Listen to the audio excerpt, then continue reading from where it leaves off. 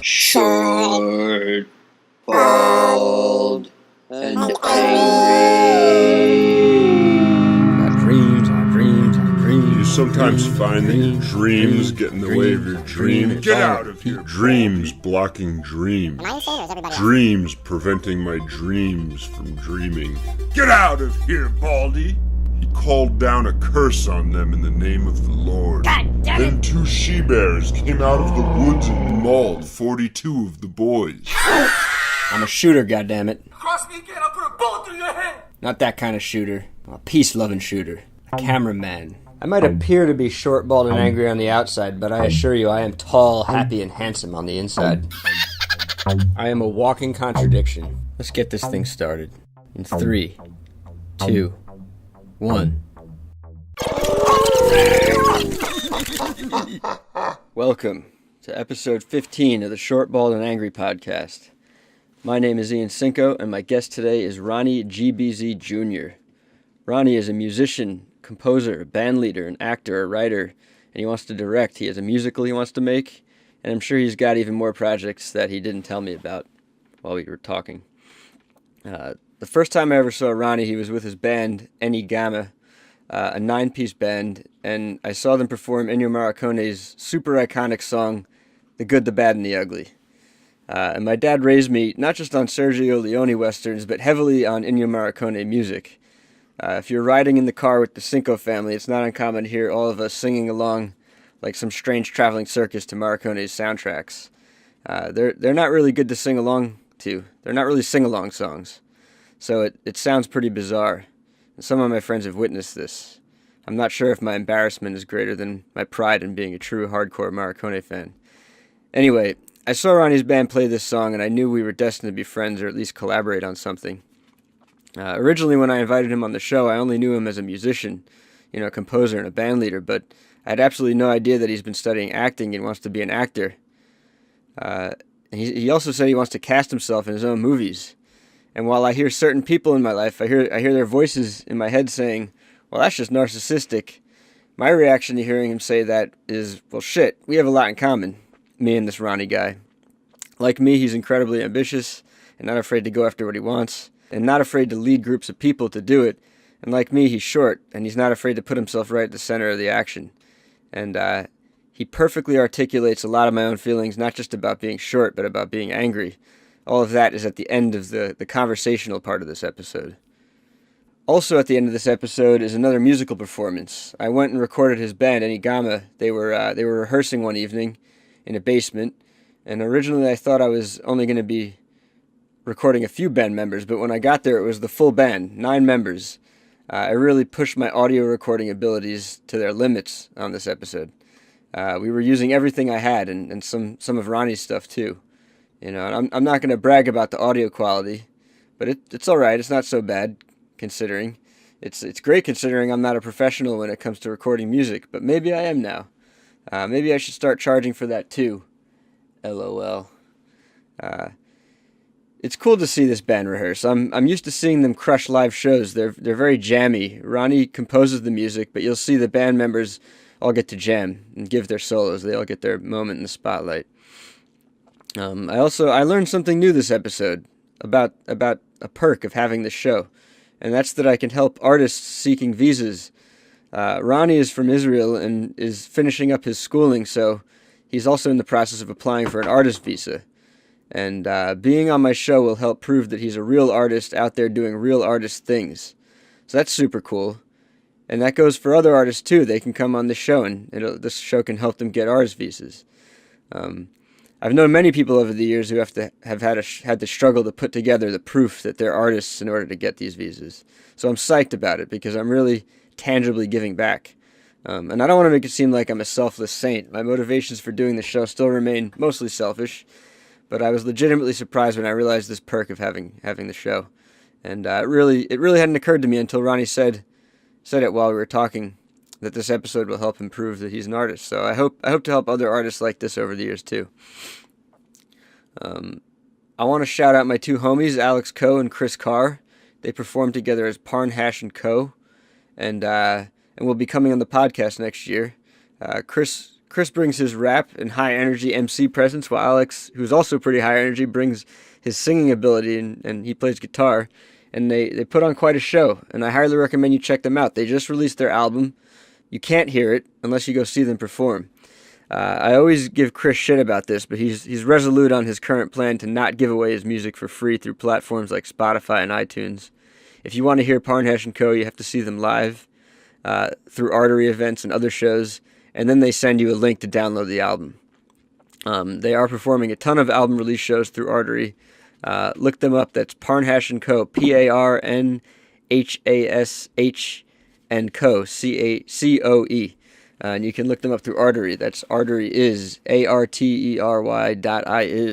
All these links are in the description. I'm also in the process of designing them a logo, and there's talk of maybe making t-shirts and other art for them too. So I'm super psyched about that, and we'll definitely be updating you as that unfolds. I will be vending this weekend, Sunday, December 9th, 2018, at the Luck Included Holiday Market at the Bat House. That's on 279 Star Street in Bushwick, Brooklyn. The doors open at 2 p.m. and we go till 8 p.m. Come join me. There will be music playing, drinks pouring, and my homies Mike Grossman and Max Travers will also be selling their comic Goofy Fruit. James Kazuke will be selling his art and clothing, and Eunice will be selling prints and holiday cards, and I believe some clothing as well. Come hang with us. Support the fam.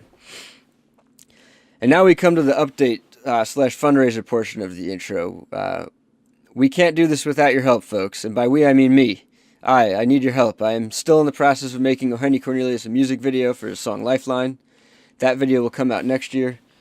I'm going to keep growing this show. In the new year, I plan to get it on iTunes and Spotify and definitely SoundCloud and Bandcamp.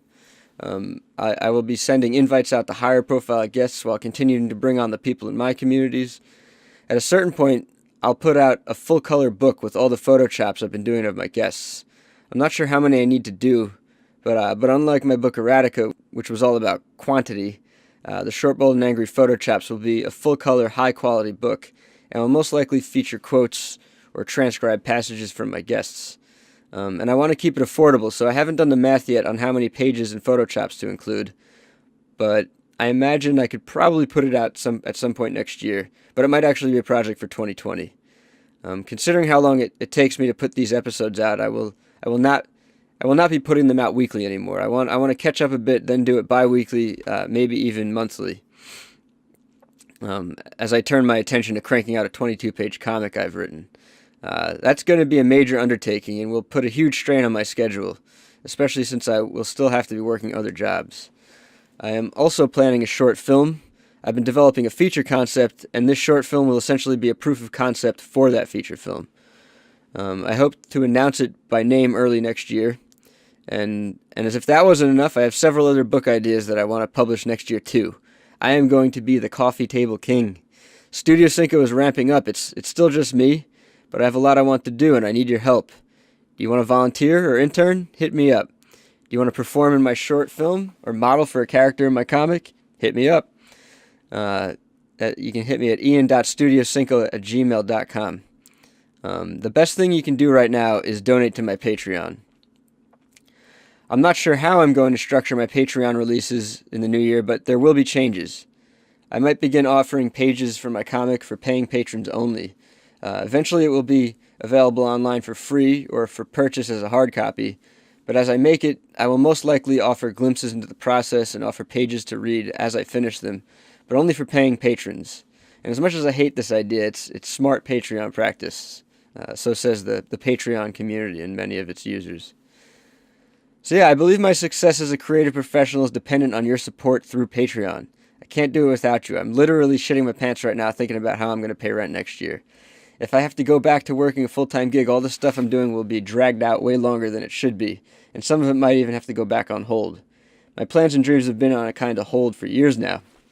In the last few months, I've finally been able to let them breathe again. I feel a whole new hope. The last thing I want to do is allow this momentum I have to slow down. So please, become a patron. If money's tight, hop in at the $1 level.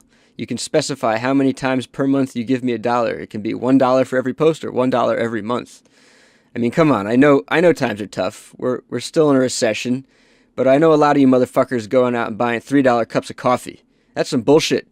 If you can buy $3 cups of coffee, you could support me at the $1 level. Or all you alcoholics, I'm with you. I still love a drink or 2 or 10. But are you drinking at bars? Come on. All that shit's overpriced. You know it. Drink one less drink per month. That money right there is more than enough to support me at the $1 level.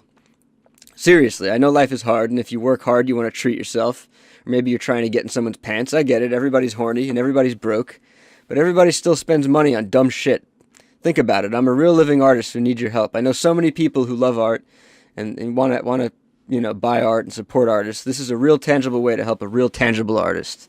If you don't believe me, come buy me a drink. We can catch up. Buy my book Erotica while you're at it.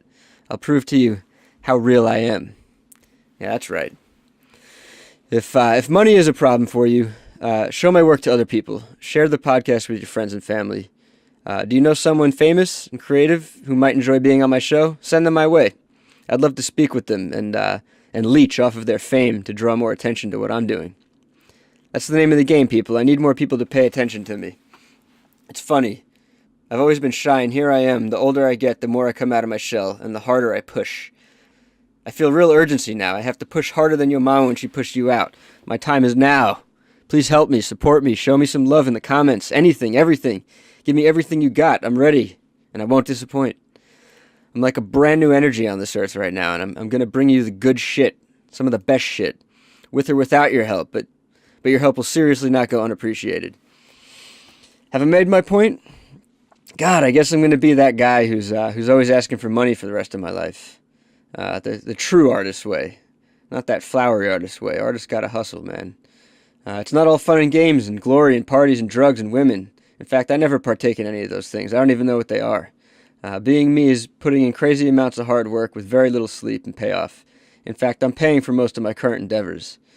I don't just mean paying financially, I'm paying mentally. I've gone through some major burnout, but I'm back though. I'm probably stronger and smarter than I've ever been. My artistic senses are heightened. I've been training them harder than ever before. Harder than your daddy when he knocked up your mommy. Ease the stress on my mind so I can get into the flow and bring you even higher quality content. Gift me money, which essentially equates to more time. I need more time to do the things I love. That's the only way I can make you truly fall in love with my art. I need more time to work on it. All right, let's get into this episode. Let's hear from a man after my own heart, a fellow short but fearless creative spirit, Roni Gbz Jr., and make sure you check out his band, GAMA, rehearsing 3 of their songs at the end of this episode. Here we go. I bring you Roni Gbz Jr.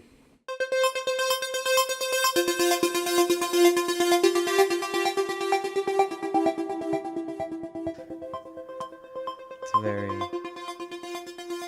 Yeah, I really like this. Like, it's, it makes you feel something, this space. That's good. I'm not exactly sure what, because I've always had trouble putting a finger on my feelings at real time, but it makes you feel something. It makes me feel cozy. Yeah, I was hoping to, this is a weird place for me to be at 35, but right. It's like, I consider it like my treehouse. It's like my little. It does look like, it does feel like a treehouse. That's true. Yeah. It has a lot of, like, all the wood and the coziness and the secluded, but unsecluded at the same time, right, feel that you get here. It's different than my last apartment. My last apartment had huge windows, it was more open, and I felt like kind of less private. There was, if you didn't close the blinds, you could feel like everybody was looking at you from the outside. Was it a roommate's apartment as well? Apartment? Similar situation, but but different. Felt more open. Okay. We had less walls there. Okay. Yeah, this is pretty much all the walls. Yeah. All the walls. So, where do you live? Where are you living right now? Lower East Side. I mean, not Lower East Side. Alphabet City. Cool. Like the lower part of Lower East Side, I guess. Thanks again for hoofing it out in the rain, man.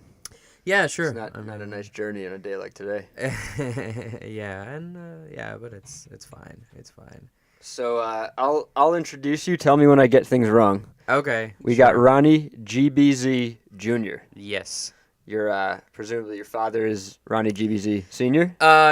Sort of. My father is Roni Gbz Senior. Yeah. So what's the GBZ? It's an abbreviation of my full name, which includes 2 family names.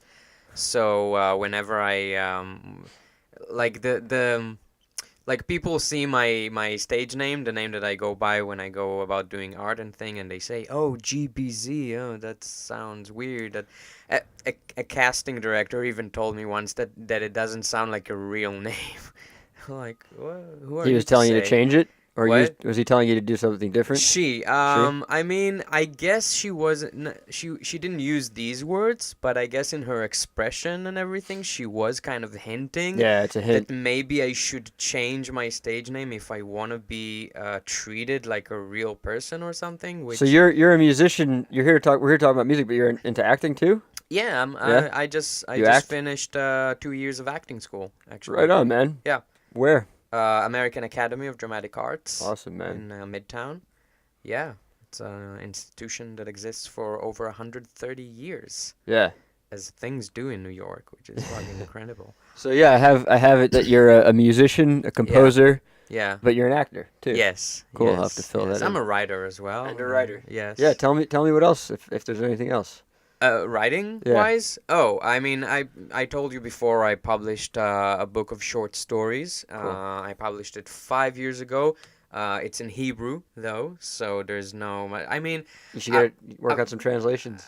yeah, I've You should always- translated some, but just because like the book in Israel was self printed, and I Yeah. did like a Kickstarter a campaign, lot of work. and I sold all the copies eventually by myself. Yeah. But yeah, it is a lot of work. That's where I'm and- at. I'm not gonna hold you to translations because I'm not Yeah. translating my thing anytime Yeah, soon. yeah. I mean, I love the translation work. I have translated a few of the stories, and I got like few very good results. But there's not a lot of. I mean, you have to focus on something. Yeah. I guess, and this is not something that has proven very successful so far. So I kind of put it on a low burner. Mm-hmm. But then again, I did write last year. I wrote 2 plays Nice. in English, and I've done Can I read 'em? readings. Of course you can. Yeah? Yeah, of course. Yeah. Cool. I've done readings in my apartment with like actors that Right I on. know that I just brought them to my apartment. And I was like, Like here's table my reads. yeah table read, and I got some very good feedbacks and all that. But once again, it's something that if you want to promote, you have to invest 100% of your time. Yeah. And I don't even have 10% of my time to invest to it right now. So You're very busy. What's Yeah. occupying most of your time these days?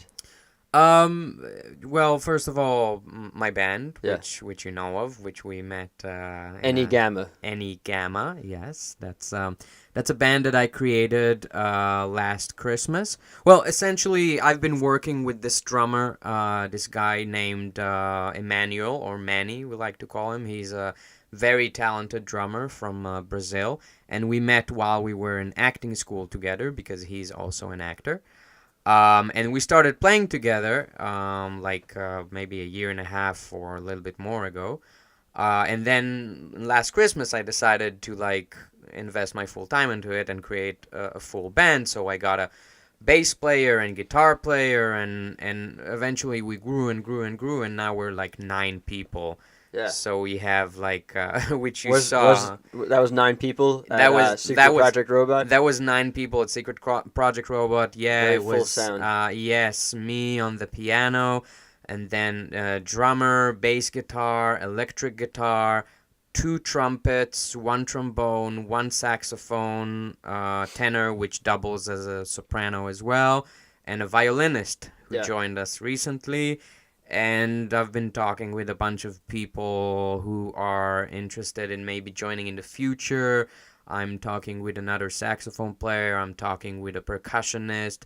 And I'm also talking with a cellist as well. So is So- any GAMA the kind of thing you could see just always growing? Like, is there a cap to the amount of musicians you I want, or mean- you're like, the more I can compose for everybody? I mean, I say as a joke that I won't rest until I have a full orchestra in my hands, But I just like the fact that whenever I get a new instrument into the mix, there's always new possibilities that come up.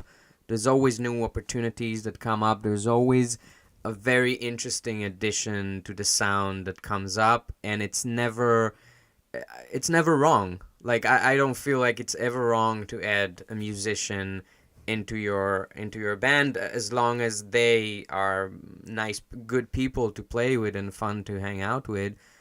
It's always like, it's always a the only thing that becomes harder and harder is to manage everyone. Oh yeah. Is to like coordinate and schedule rehearsals and schedule gigs and stuff like that. This is getting harder and harder. Yeah. But It never gets easier. And no, it doesn't. But it's also not that hard, because essentially, I have all these musicians, right? But I did write all the things that I write to fit a smaller number of musicians as well. So now, let's say I have a horn section, and now it's 4 people. It's 2 trumpets, 1 saxophone, and 1 trombone.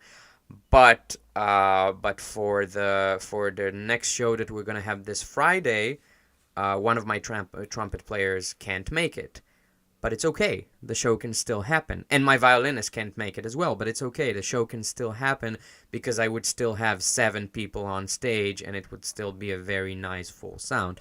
So as long as I have my, the core, like the bass, drums, guitar, me, and like maybe 1 or 2 solo instruments, I'm kind of good to go. Nice. So, and when I can get everyone together, and when I can get all the 9 people on one stage, like we're gonna have on Sunday, and like we had in Secret Project Robot, it's it's an experience. It's something that adds a little extra twinkle to your eye. Yes. Yeah. Exactly. Yeah. And everybody else's. It's an amazing sound that you all have. Thank you. So yeah, it's this band you've been putting together. Yeah. And you play often, all of you? I mean, you have Yeah. 2 shows this week. That's a lot. Yeah, I mean, we have officially started like we rehearsed for like at least 4 months or so, and I also had to finish school as well, which I did in April, so that took up a lot of my time, and I didn't want to start gigging officially until I'm done with school. And then we started gigging in April, and I thought, like, okay, like, fine, we're gonna do maybe like a few Oddity gigs that we schedule ourselves, and then maybe a bar would like to have us for a show or something like that. And I didn't think that there's gonna be much of it, but then we scheduled like 1 or 2 Oddity gigs, and we did those. And then somebody came up and they were like, would you like to perform at this bar? So we went to perform at this bar. And then somebody there came up and they were like, would you like to perform at this? And suddenly I get to the point where I have like, at least like 1 show every week. Yeah. And we're booked until, I think we're pretty much solid booked until December. Yeah. So it's and all in very different places, like bars, and we did this festival, and we're doing on Sunday like a fashion week show. Cool. From all things, which is, it's all very, like, it's a bit overwhelming, that I thought to myself, oh, it's gonna be hard, it's gonna be a struggle, and it's still hard, it's still a struggle, but things are going forward, are moving forward, and it's pretty awesome. It's pretty surprising. Yeah. Yeah. And you're very approachable. You work the crowd, man. That's one thing I noticed about you right away. It's like this guy really works the crowd. Thank you. Like everybody kind of does, but some people are really standoffish. Some people don't try at all. But you get out there, man. As soon as you're done playing, you're going around to everybody. Oh yeah. I do that. Yeah. That's like from my I used to work in sales. Yeah. And I used to do very, very frontal kind of sales, where you have to actively go up to someone and be like, hey, this is me, this is my product, buy it right now, because 1 2 3 4 5, just pull out your credit card and just give it to me. What were you selling? I was selling cosmetics. Wow. Where? This is a hella weird story. I was selling cosmetics. This is something that is very, very weird for people who are not Israelis. Uh-huh. But for Israelis, it's like 100% normal. It is something that most young people in Israel have done or have heard of, which is going to other countries and basically all over the world. I was in South Africa. That was where I was working. But all over the world, the US, Canada, Europe, Africa, weird places that you've never even heard. Like, I once heard of someone going to work in Micronesia, which is like a country that's made of small islands in the Pacific Ocean, and I've never even heard of that country before. To sell, not just cosmetics, to sell all kinds of things. It's mostly cosmetics, actually. Yeah. It's mostly cosmetics that come from the Dead Sea in Israel, which is like world renowned for the effects that it has on the skin and stuff like that. So a lot of Israeli companies make those products and then they sell them basically to tourists and foreigners who don't know what the real price is. So they make the price very, very high intentionally to make as much as profit as they can. And then they need salespeople who are talented enough to come up to someone and sell them a very expensive product just, out of nowhere, basically, because what were some of the things you would say? Oh my God, this is, I would, like, it's not so much about the things that I would say, because I would say, we had a sales pitch and we had to practice it, and it was whole, like, we need to know, like, a bunch of facts about the Dead Sea and all that, but it wasn't so much about that. It's more about how you say it. It's more about your approach to someone. And the fact that you need to come in a way that is non-menacing. You don't need don't sneak up on them. Yeah, no, and also never be a threat. Never make any, because a lot of people who in this situation tend to get excited.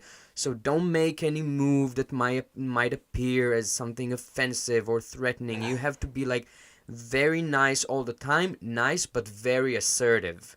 The customer would talk to you, and usually they would try not to buy, because nobody wants to spend money. Right. Nobody wants, especially I'm always trying to not spend money. Exactly, especially not when it's on the spot, especially not when somebody grabs you just in the middle of a shopping mall, or that's the worst thing. I worked in an airport. Wow. So I had to grab people on their way to their flights. Oh, that's crazy. Yeah, that's rough. And they were like, oh, I'm late, and I have to calm them down. I have to go no, you're not late. You knew the time? We had. You had your eyes on the. I had my eyes on the gate the whole time, and because it was a small airport, by the time a few months after I worked there, I already memorized all the flights. People get very anxious. People get super anxious. Exactly. Even if they're really early. Exactly. Even if there's nobody on the flight, everybody's like, I gotta get on the plane. Exactly. And you have to calm them down, and then you have to be really quick in explaining to them everything and get them excited about the product. And then they would start talking and bringing up all these reasons why they can't do it right now and why they can't spend the money right now, and you kind of have to listen to them again in a very nice way. Don't don't contradict anything that they're saying. Don't be aggressive, but be assertive and keep directing them back to the course that you want them on, which is the course, the point of sale where they take out their credit card and they buy. That's great. So now you apply it to your art. And exactly. I'm in a similar position. I have to do the same thing for myself. And I know exactly what you mean. Yeah. So you want to be like a magnet. You just need to have you need to exude a magnetic energy. Exactly. So at the end of each show, I always go around to the crowd and I give out stickers and flyers, and I go because, okay, you saw us now. You know what we're capable of. You know that our music is good. But come back, because I'm going to have 20 more musicians next time. Exactly, and support what we do. Support, if you like the stuff, support it. This is something that is very... You have a Patreon. I do have a Patreon. Which we're gonna do a joint. Oh we're yeah, gonna sure. Pay for each other's Patreon. Sure. I'd love to.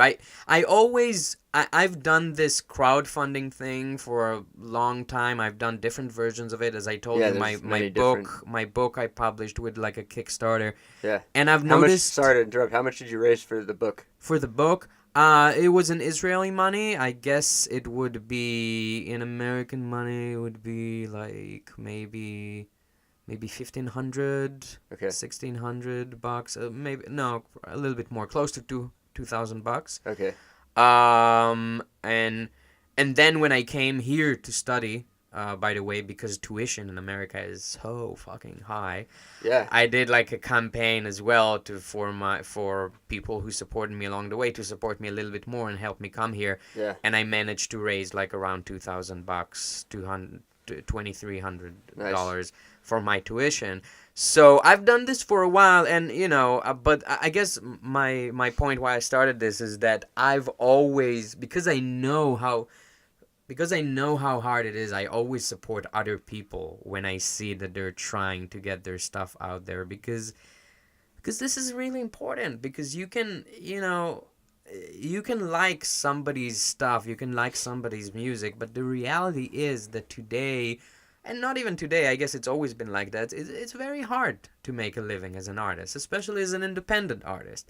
So if I can, and $1 a month is not a lot of money, or $5 a month, or I pay $26 a month for my gym membership, and I haven't gone to the gym for 3 months. Yeah. So I've wasted like almost like $100 by now. I think I need to stop paying for Netflix, which is ridiculous, because it's like I'm finally gonna stop paying for it, and then that's when I'm gonna have time to watch it. But no, people spend so much money going out drinking, whatever. Yeah, people spend a lot of money on dumb things. And it's like $1 a month. It's Support not even a artists. cup of coffee. Yeah. Like, you can do it. I quit coffee, period. But I definitely quit buying like $3-4 cups of coffee. Oh, that kind of pisses me off. I'm sorry if I'm pissing anyone off or offending anybody who buys $3 cups of coffee. Oh no! But you should not buy those cups of coffee. You should donate to Ronnie and me. Donate to our Patreon instead. Yeah.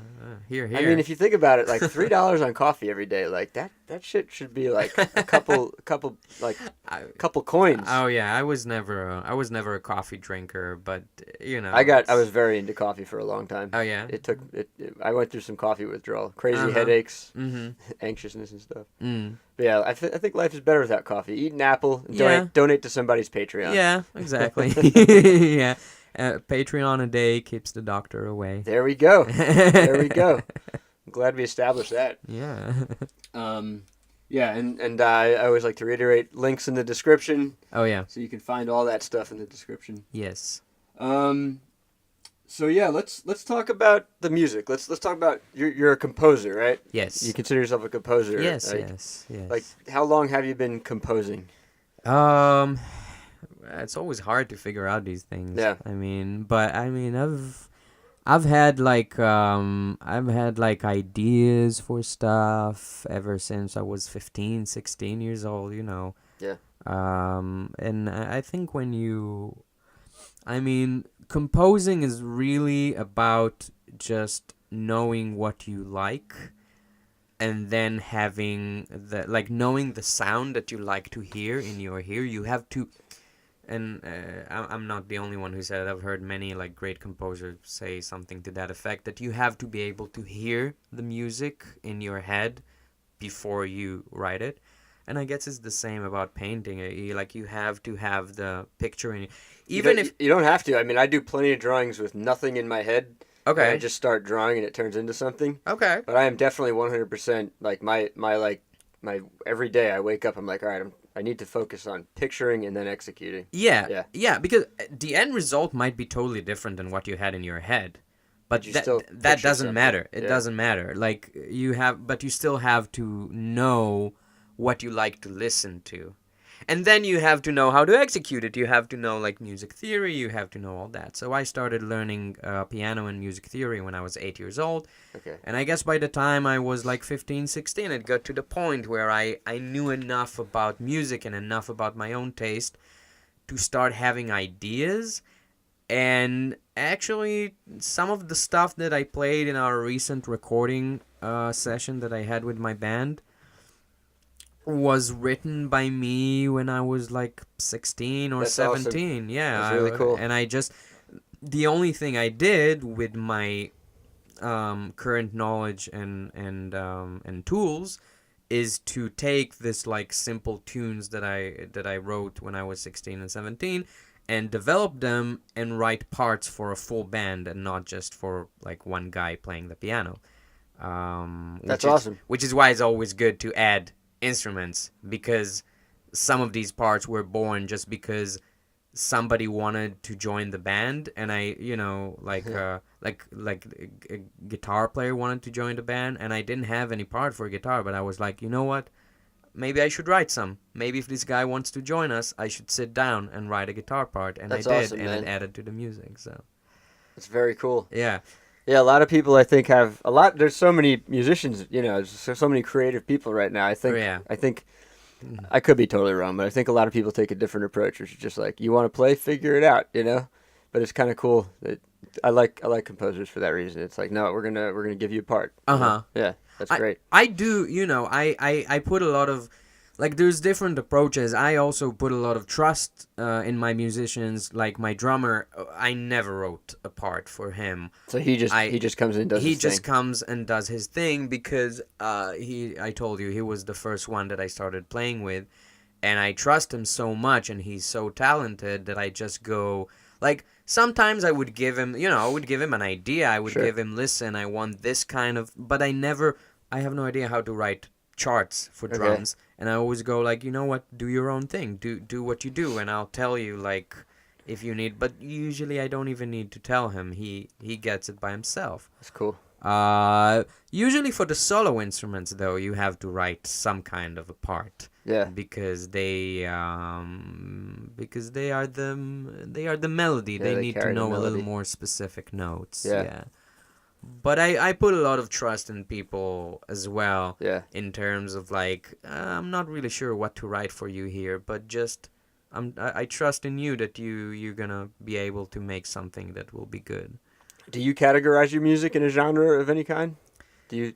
I don't like to, especially. Yeah. I think with art, categorizing is other people's job. Right.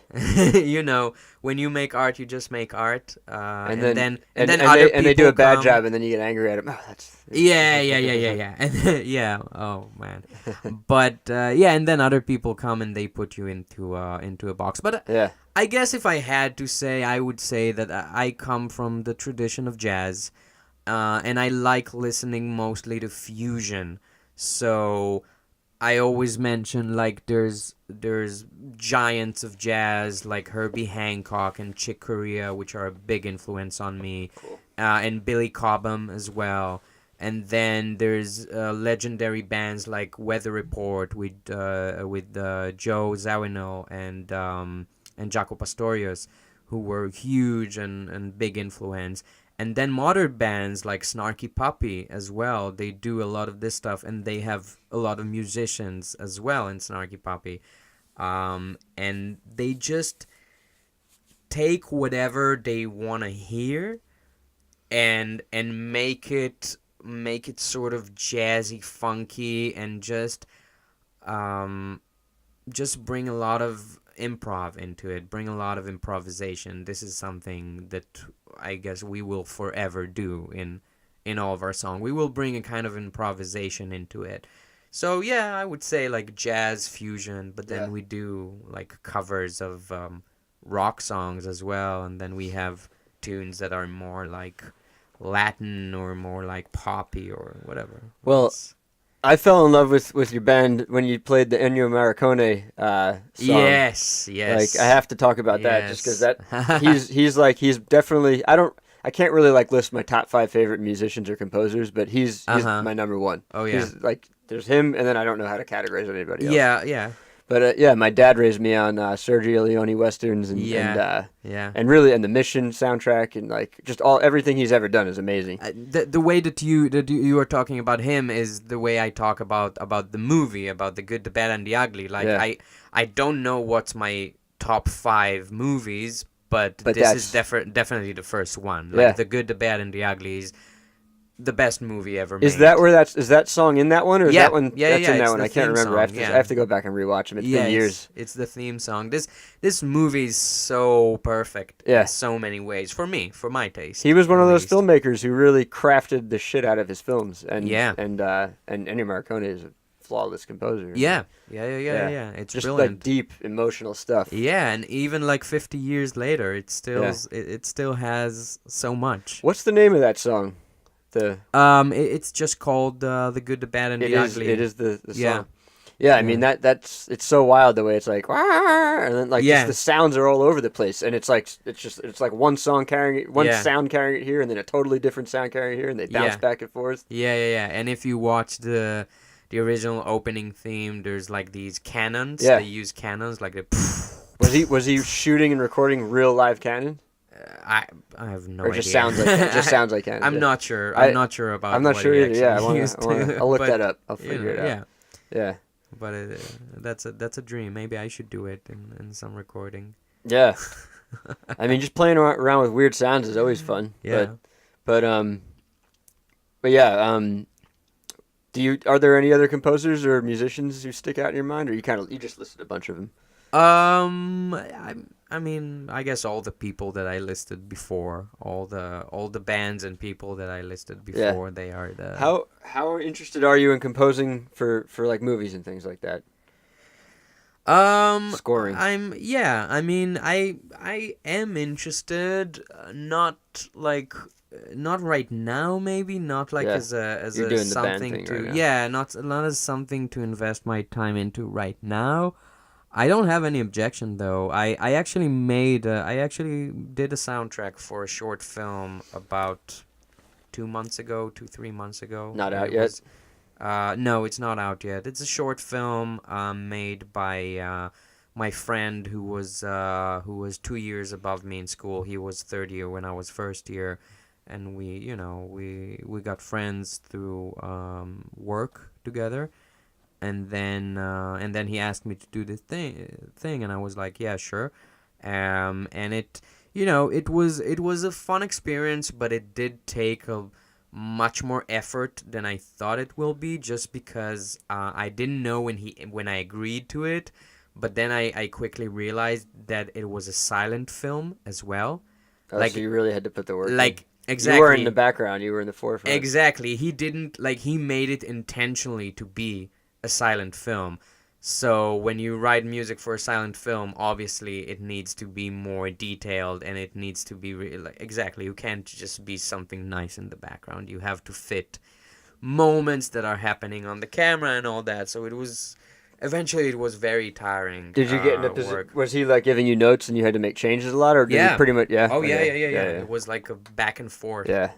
Thing. That's the nature of the beast. It has to be back and forth. I actually have because I'm an actor as well, and I'm interested in making my own movies as well someday, and hope and casting myself in my own movies, and because I'm a writer as well. I had this idea that I was talking with a friend of mine. We had this joint idea of making this movie where also kind of like it's not going to be a silent film, it's going to be a speaking film, but the plot is going to revolve around music, and it's going to have to be a really specific sounding soundtrack, just because it's like I guess the story that we had in mind is how somebody deals with sort of like, do you know what tinnitus is? I think that's how you call it in English. What, in the hands or fingers? No. Tinnitus? Tinnitus or tinnitus. I'm not sure that I'm pronouncing it correctly. What is it? It's like a neurological thing where you start hearing sounds in your head that are not really there. But it's also not something psychotic. Like, it's not... it doesn't induce psychosis. Exactly. But you're hearing things. Like, it's not schizophrenia. It's not a mental disease. It's not like you're hearing voices telling you to kill people. You're just hearing music that is very neutral. It doesn't try to do anything, but it's just in your head the whole time. Some people would hear just the same note, Wow. going on and on and on and That on would and be on hard. and on. That's got to be hard to. Very hard. A lot of people have trouble, sleeping Yeah. with this kind of thing or going about their day-to-day life. It depends on how serious it is.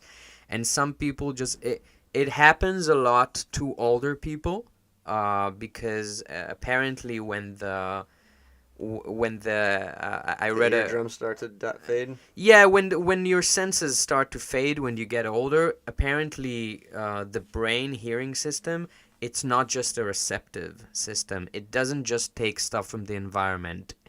It also generates its own stuff. Fascinating. So when the hearing instrument, like the ear, gets worse, and the hearing system doesn't have those things anymore that it gets from the environment, it starts creating its own stuff.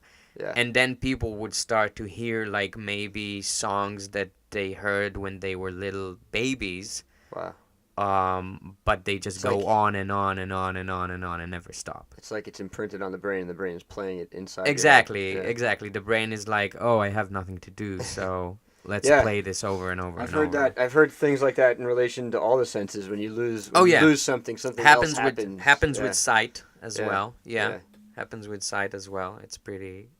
Yeah, it's so we wanted to make a film that revolves around this, and then like the main character has tinnitus? yes, sort of, and then has and then the soundtrack needs to really be able to reflect that in a way that you would hear that, and you could have a lot of fun with that type of a soundtrack. Exactly. Sound design in addition to the score could be really interesting on that one. Yeah, definitely. Because you could play with the fading from like what it sounds like sort of outside objectively to then like fading in and muffling it back into their heads. And right. Stuff. Right. A ton you could do. Right, because and usually like depending on how good or how bad is the damage done to your system, the music can be nice, can be played in a nice stereo in a nice room with nice acoustics in your head,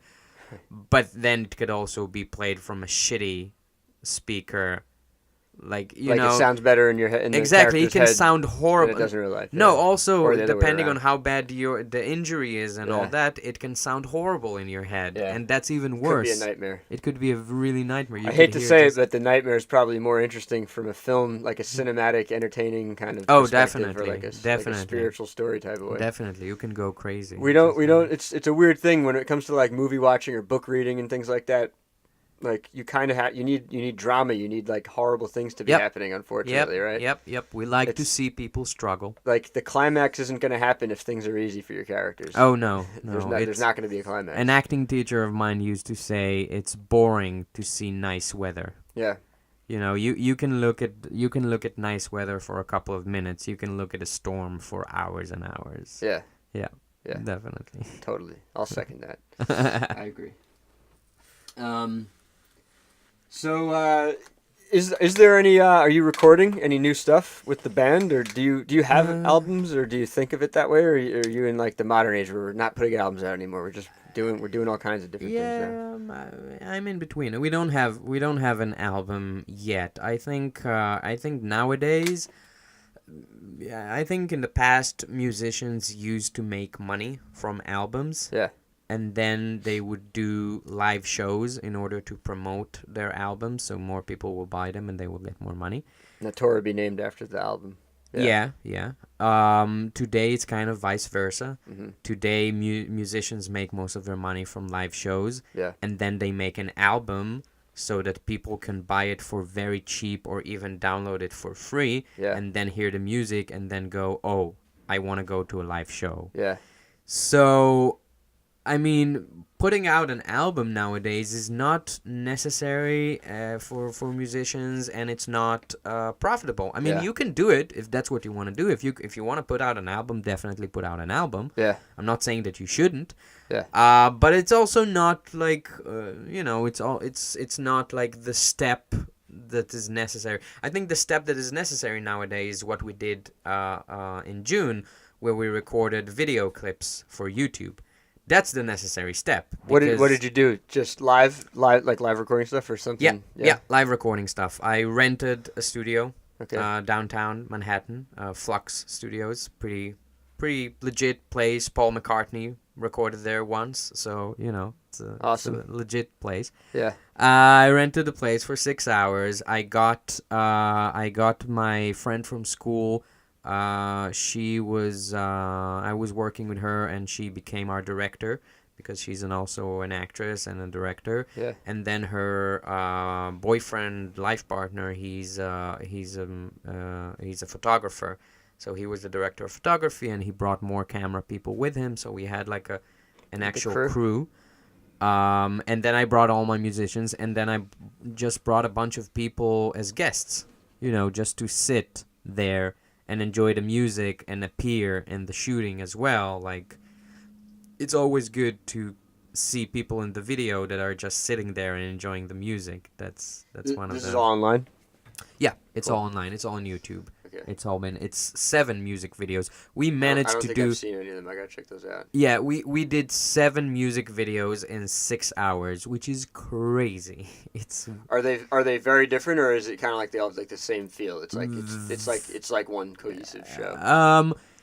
It depends on what you consider the same or different. I mean, the music is very different. I mean, some of these are originals that I wrote, and they're like jazzy / funky, but then there's like a jazz ballad sort of thing that is more slow and more mellow. And then we also did a cover for a song by David Bowie, Space Oddity, which my trumpeter, Eric Gallo, he arranged it for us. He just came one day and he's like, I like Bowie, can we play something? Yeah.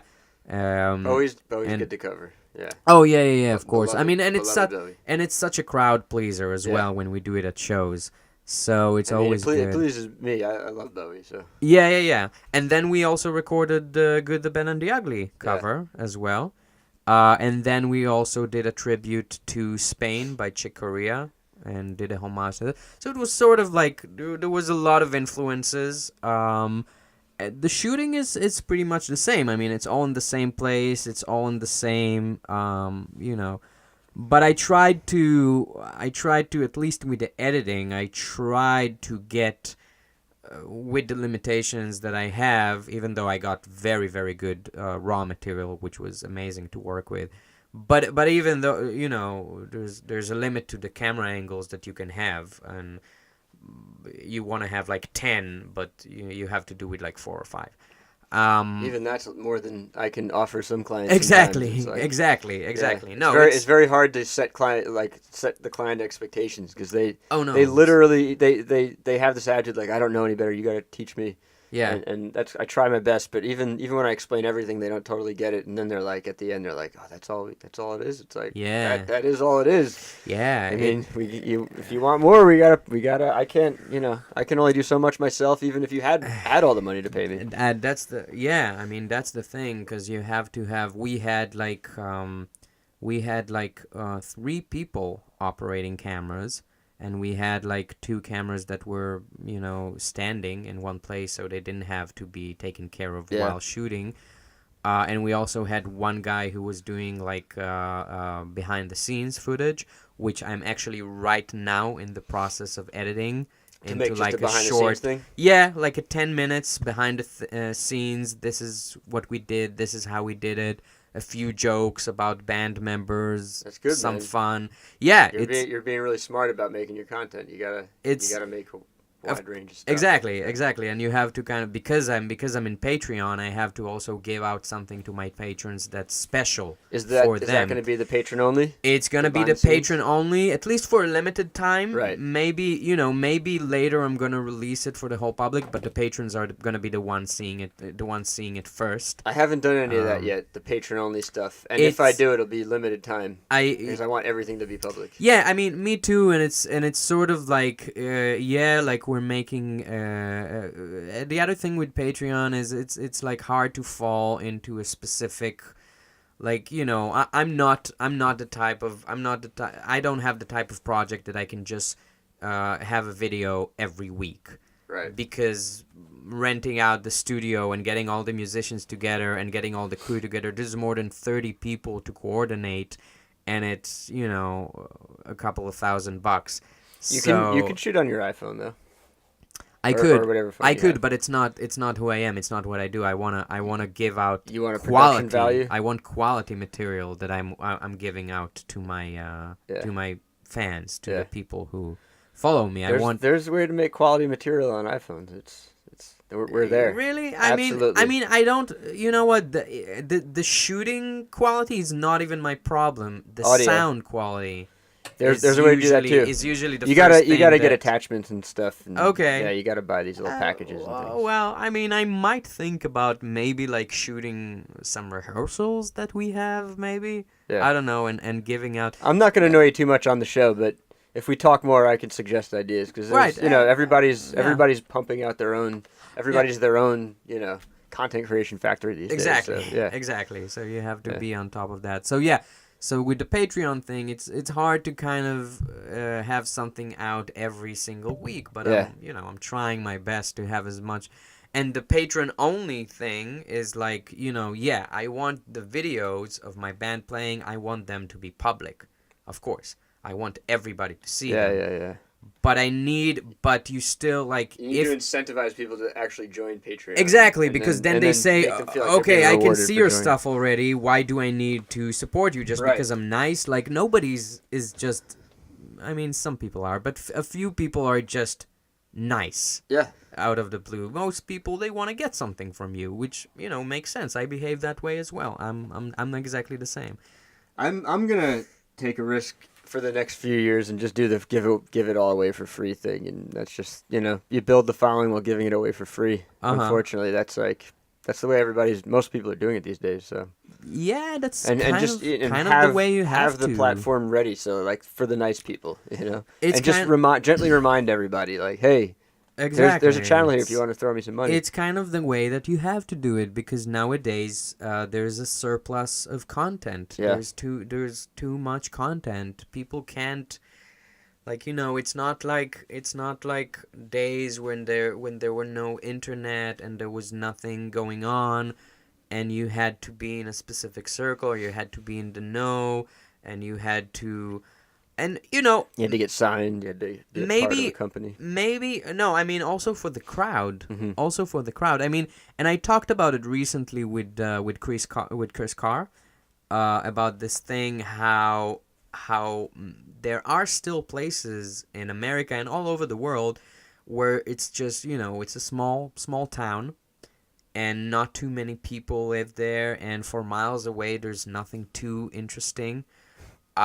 So if something happens, if there's a band or a show or anything coming to town, suddenly everybody knows about it, and and if you want to do something that night, you're gonna go to this thing, you're gonna go to this band, you're gonna go to this show. So when you come to these places, it works differently. It's like more word to mouth, more the old style, more the old-fashioned way. And by the way, I'm saying it.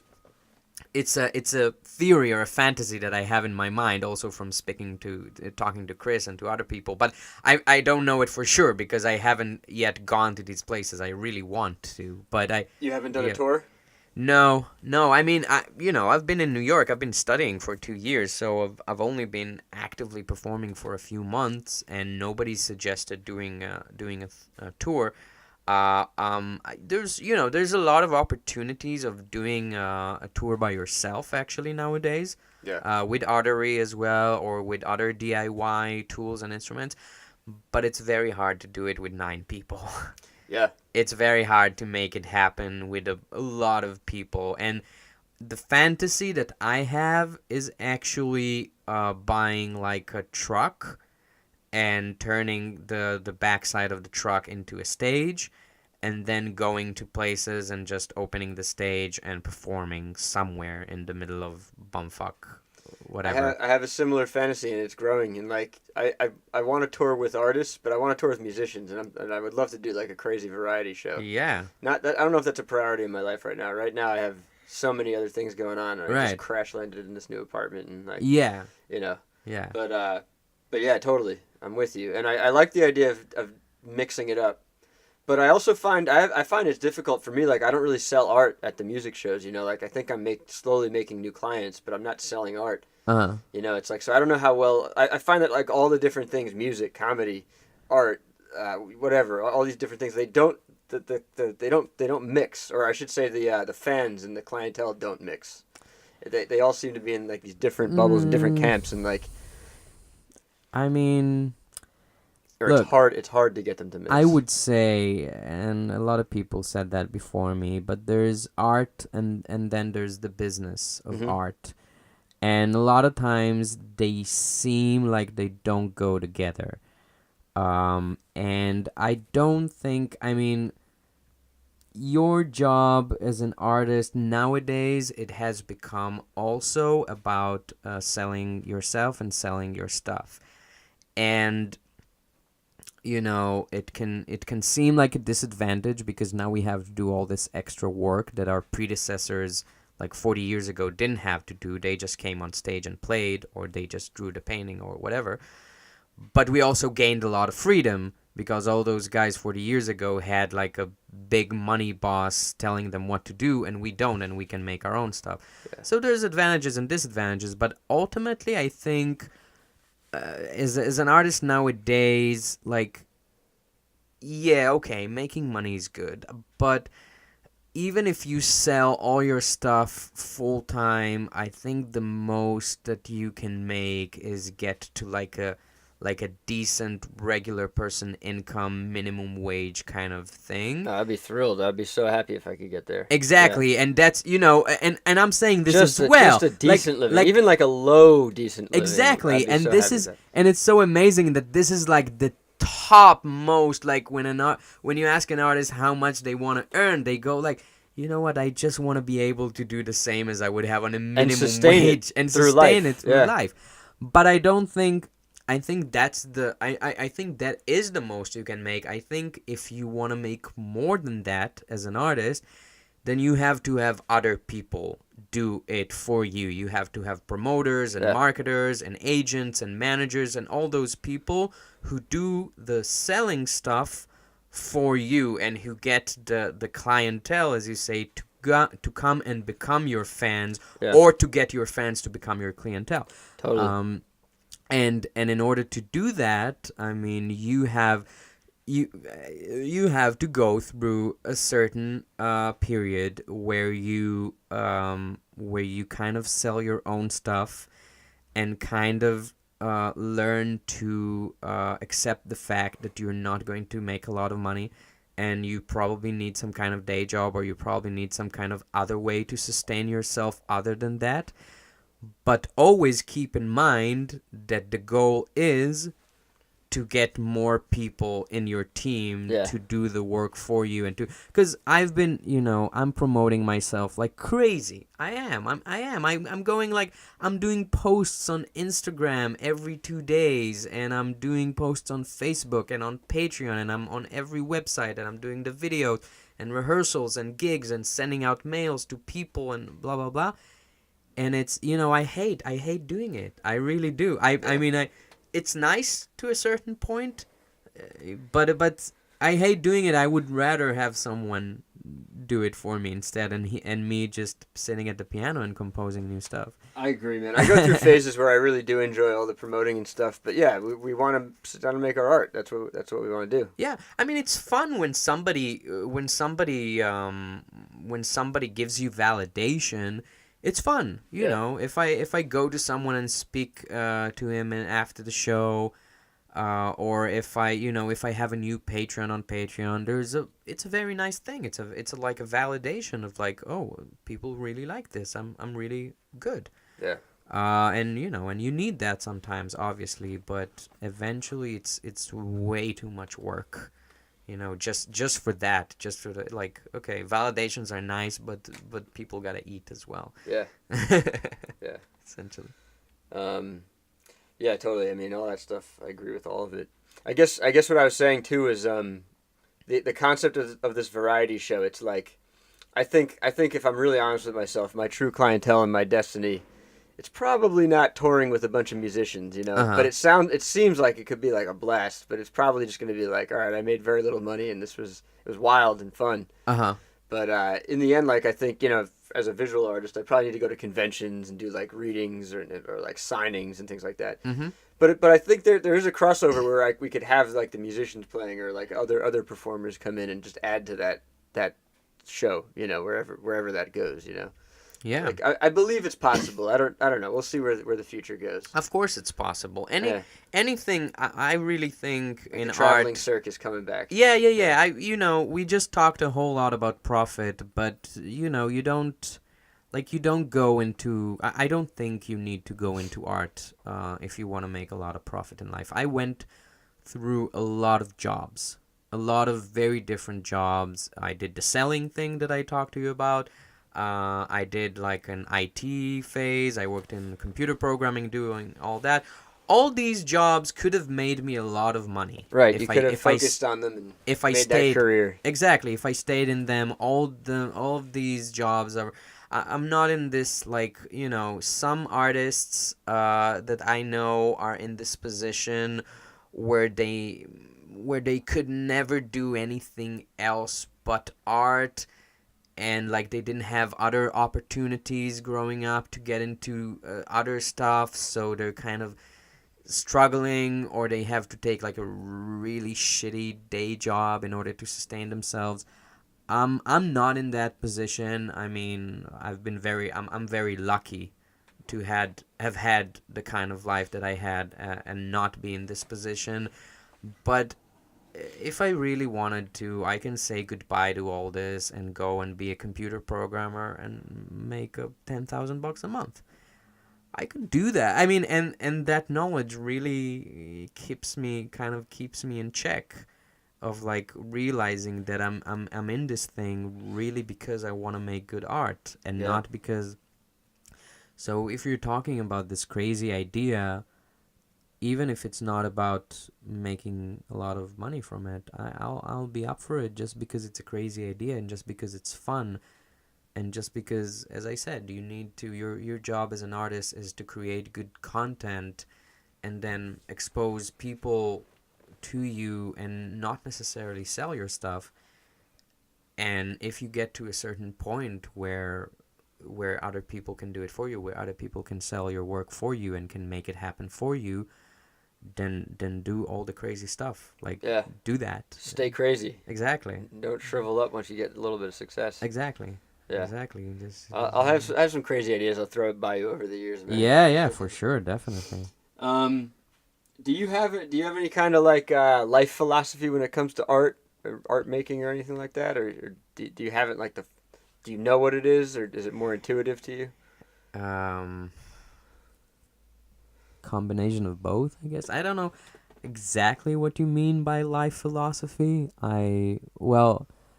Both of my I could tell you that as a filmmaker and artist, like emotions are at the forefront of my mind. Like I could okay. over intellectualize things. I could have all these ideas, you know. Right. But at the end, like I know my top priority is make it emotional. You know, like I want people to cry, I want people to laugh, I want people to feel things. You know. So I know that's my like one of my top. Mm-hmm. I would say like what's the word I'm looking for? Operate. Like what guiding computer principle. guiding principle. Yeah. I mean, in terms of intuitiveness, both of my parents are artists.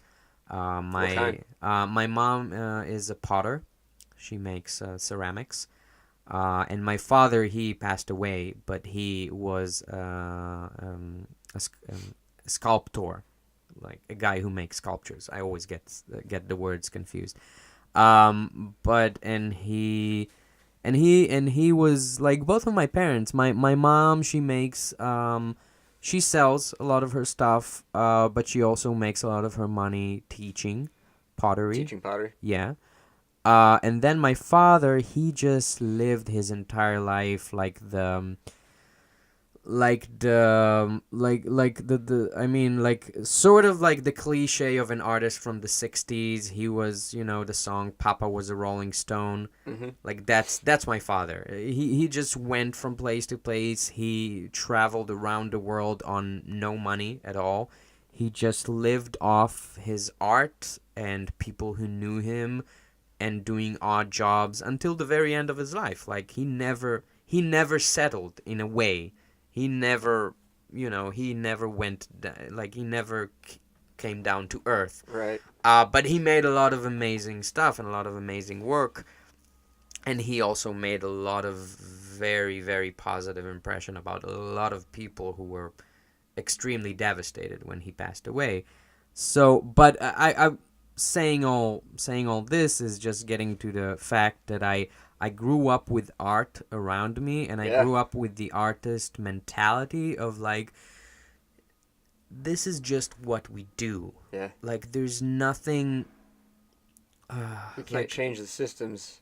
Yeah, and there's nothing, there's nothing godly about it. Like, we're not special just because we're artists. Oh, we're a little special. Come on. Yeah, I mean, okay, sure, but it's you, like... you gotta keep them both in check. You gotta acknowledge that we are special without, like, bloating us up too much. Sure, right? sure. I guess I guess that some Stay people humble at the same time. I mean, some people would tell me, like, like, oh, you're a musician and an actor, and that's so amazing, and I just have a shitty day job. It's not interesting. It's not, my life is not interesting. And I'm like, yeah, okay, I understand. I understand why you think that way, because art has a way of making the person who's doing it seem like he's very special. And having a ton of fun, and, like, life is glorious. And it's almost like sometimes people think that artists, we have some kind of godly inspiration, or we sit on the top of the mountain and then, like, the muse comes to us and gives us ideas. You haven't sat on top of the mountain yet? No, I want to. I like that. But you gotta get up on some mountains. Oh, no, definitely. But yeah, it's like... You'll come back and then you'll say, you know what, I was wrong. I am God, actually. I went to the mountain and I realized I am shit. God. You know what, I knew I missed something by not going to all these artist conventions and not getting all the artist memos. I should have gone to the top of the mountain, actually. Yeah. But I guess, I grew up with the feeling of art is just something you do. It's just something you do. You get up every day, you do art. Yeah. Doesn't matter if you're not doing anything too special. Doesn't matter if it's not even for the public. Yeah. You just do art because this is what you do. This is the way that your soul finds to express itself. And and also, like, I know a lot of people have trouble getting into this place because a lot of times there's negative influences as well from the family or from friends who say, what, you're gonna be an artist, like, you're gonna be poor, like, you're never gonna make it, get a real job, why you think you're so special, blah blah blah. I want to say that's the majority of the population. Even if they are supportive, they're saying things that are actually kind of undercutting it. Exactly. They say something like, oh yeah, we're going to support you, but it's just a phase. You're gonna grow up, you're gonna get a real job once you have a wife and kids. And I don't have a wife and kids. I don't know. Maybe I'm gonna grow out of it as well. Yeah. But I didn't have that. I didn't have that. I mean, both of my parents are artists, so what can they say to me? Yeah. I mean, my father actually tried one time. I remember, out of it? Like, not really, but he sat down with me after I told him about my plans to go to New York and study, which he passed away before he got to see the full fruition of those plans. But Dad, I made it. But he sat me down and he was like, you know what, like maybe you should do something else. Like, maybe you should get a job that is more comfortable and you'll have more sustainable income and maybe it'll be easier and good. What was he like? Was he like laughing at himself while he was saying it, or was he like just dead serious and earnest? No, he was never dead serious about anything. My dad had a lot of humor, especially self-humor. But he was kind of saying it like, Just think about it. Almost as if it's an afterthought, but I know him well enough to know that it wasn't. Like, he meant to say exactly what he meant to say exactly what he said.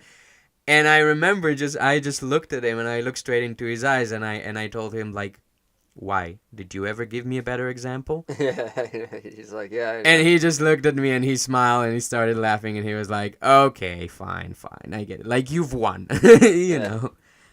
And that's I mean, it. I know some older artists, too. They like to do, like, the self-deprecation thing. Like, you don't want to be like me. Like, my life is a mess and all that stuff. But at the same time, you can you see them, and they're still... They do it, you know? Yeah, I mean, you know, he never did it except for that one time. He was always it was not his style to tell other people how to live their lives.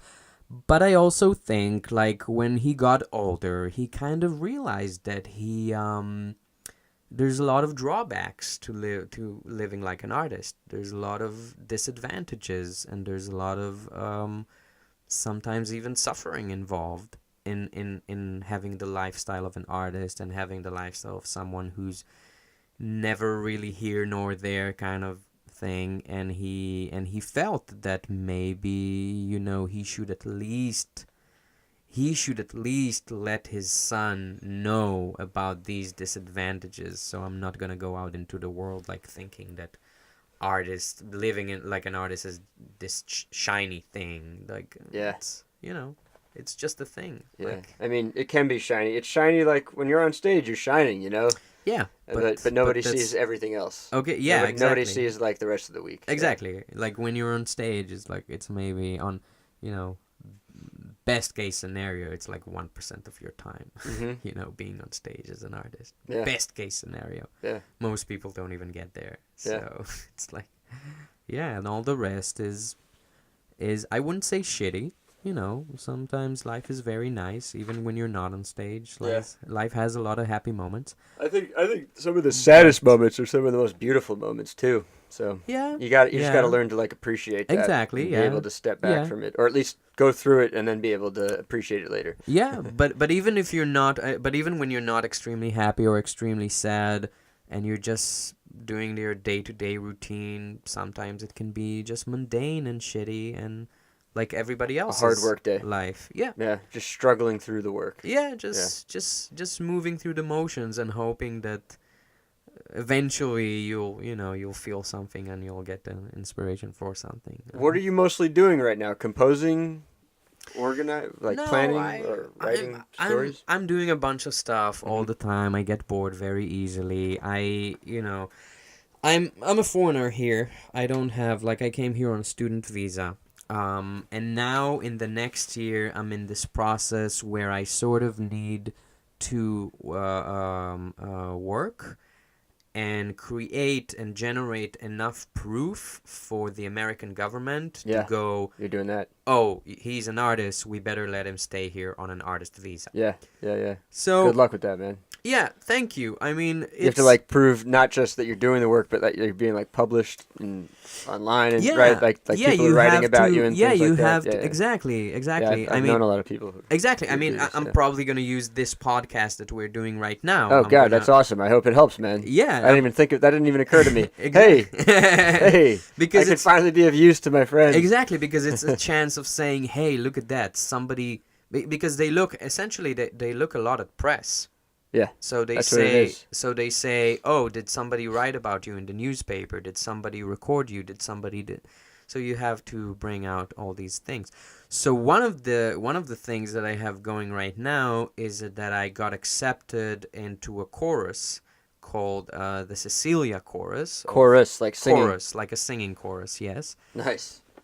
And it's a semi-professional chorus. Cecilia, you said? Yeah, Cecilia Chorus. The Cecilia Chorus of New York. They call themselves. And it's like they are semi-professional, but they have existed since 1906. So 112 years since they started working. Wow. And it's a pretty big thing. I've been in 2 rehearsals so far, and they have it's like 100 I think 150 members maybe in the choir. Does that pay? No, it doesn't, but it does bring me to Carnegie Hall, Right. which is where I'm gonna be in December because I'm gonna perform with them in Carnegie Hall Awesome, Carnegie man. Hall in December. So Very that cool. was I was going to say that you do these things. So for performing in Carnegie Hall is gonna look very good on my resume, and it's Yeah. gonna be very influential when I make the artist visa. So for this entire year, my main goal is to get the visa. My main goal is to get to a point where I can bring enough proof and enough things to for the American government to let me stay here. So and there's no one way of going about it. Yeah. There's no one way of going because every single artist is different. Totally. But I mean, you have to pick something. This is why I'm concentrating. Even though I studied acting, I find myself concentrating more on music. It doesn't mean that I stopped being an actor. It just means that right now, most of the work I have is doing music. So I'm doing the band and I'm trying to get as many people to write about us. And by the way, if anyone listening to this podcast is a writer or a publisher or anything in anything, podcast, blog, magazine, feel free to We're gonna have your email in the description Yeah, as well. feel We're gonna free make it to- as easy as possible. feel free to get in touch. I have a lot of things going on. And yeah, and you get all this, and then the chorus thing, and then I'll be eventually doing other stuff as well as the year progresses. Hopefully more acting stuff. Hopefully more things that can connect me also to what I studied, because I did come here. I came here also to be an actor. I don't want to. Was that the main thing? Like you wanted to come here. You were dreaming coming here to be an actor. I've been doing music since forever. Music is just a part of you. It's just a part of me. Yeah. I discovered acting comparatively very recently. I only discovered it about 5 or 6 years ago. That's pretty recent, yeah. Yeah, and it began like something that is just like, let's try this thing out, because I've always been around stages. I feel good. I feel comfortable on a stage, but I've never done this acting thing. Maybe I should try it. And you like plays. You're like dreaming of being in a play more than say a film, or would you say? You're into No. both? I mean, I like both. I grew up on very good film as well. I want to do films. Yes, I want to do films definitely. Yeah, you said you want to make one. It's just that why am I saying stage? Because I guess a stage is really the place for an actor. Yeah. I don't think I know a lot. I make films, It's like Right. It's not that enjoyable for actors, and like a lot of Yeah. people come out of it not realizing what they're getting into, and they're like young Yeah. and naive about it, and it's like you're just sitting around waiting, and you're gonna get bossed around and tossed around. Yeah, and, it's like, because it's not and your. then you say a line, and then you're just waiting again. It's not your not fun. medium. It's not Yeah. your medium. I mean, a teacher of mine also from school used to say that the stage is the actor's medium. Yeah. The theater is the actor's medium.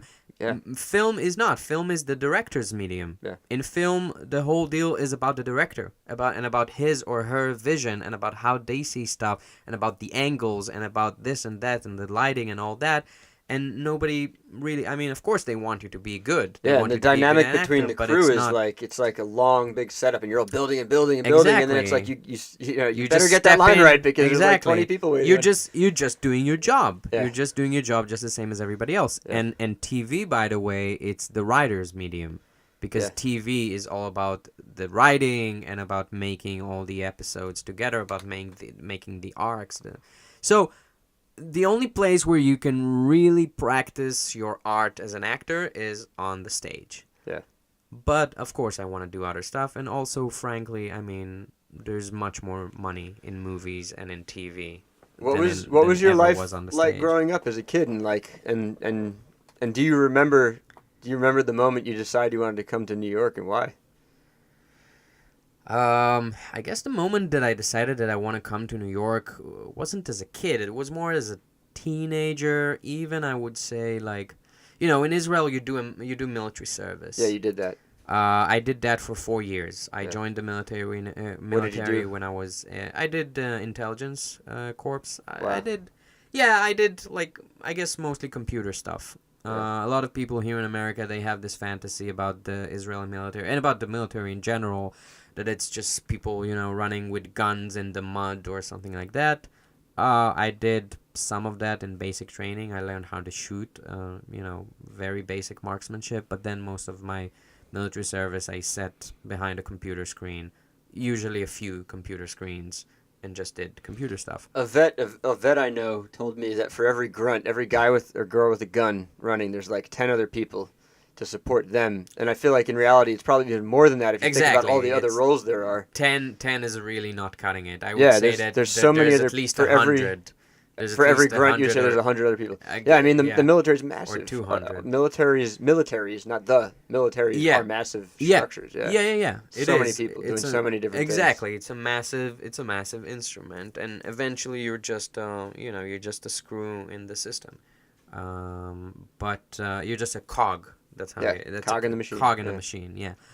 But the thing about the military in Israel, a lot of people have very bad experiences. A lot of people have some good experiences.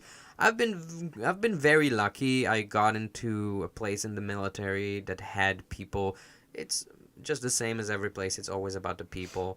And my place had people who took good care of me and treated me like a human being and not just like a soldier or a machine.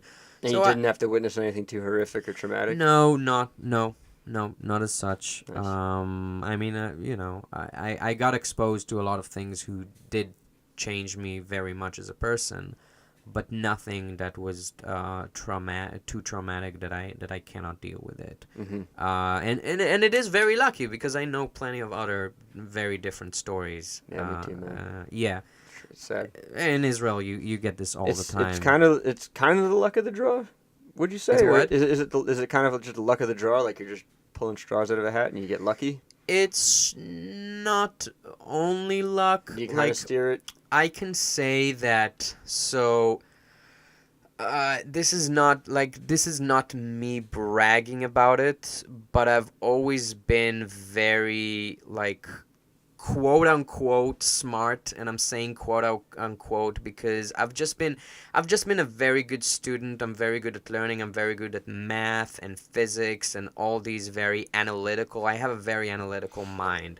So I'm saying quote unquote because I don't think that this is really being smart, but this is how society judges being smart, and I've always been that. So before you go into the military in Israel, like a year and a half before that, they invite you to all these tests, and you go to a place and you do a test, and in this test they're trying to figure out what you're good for, basically. Right. And it sounds horrible, and it is horrible, but it is the reality that if you have brains, like if you are good with this analytical stuff, they say they're not going to give you a gun. Exactly. They're going to say, oh no, we need his brain for something important. And if you're not good at this analytical stuff, they say, oh, he can be just cannon meat. Like he can just go and get killed. We don't really, and it's not 100% true because in combat you also need very, very smart individuals who are good at tactics and are good at analytics and can also be very, but a lot of the military is also not about combat. A lot of the military is just about, washing the dishes or driving people to places or loading the gun that somebody's going to give somebody else who's going to give it to somebody else who's going to use it.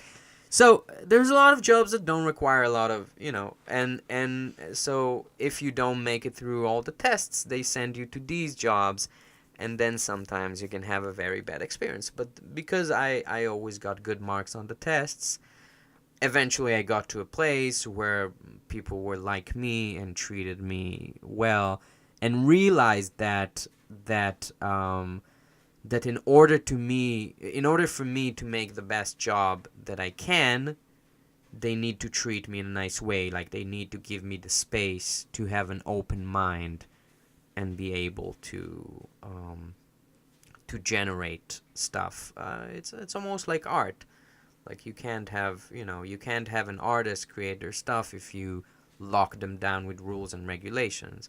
A little bit of a frame is good. Yeah, I like not a whole framework, lot. but I definitely don't want someone hawking over me and telling me what to do. Exactly, which is, it's the military. It revolves around discipline. So I had to deal with it as well, and I was a very I was very bad at discipline. In terms of taking orders? I orders? was a troublesome soldier. Like, what did you do? I mean, it's the stuff like you have to shave every single day when you're in the military. You have to shave every single day, and nobody wants to do that. It's a pain in the ass to shave single day.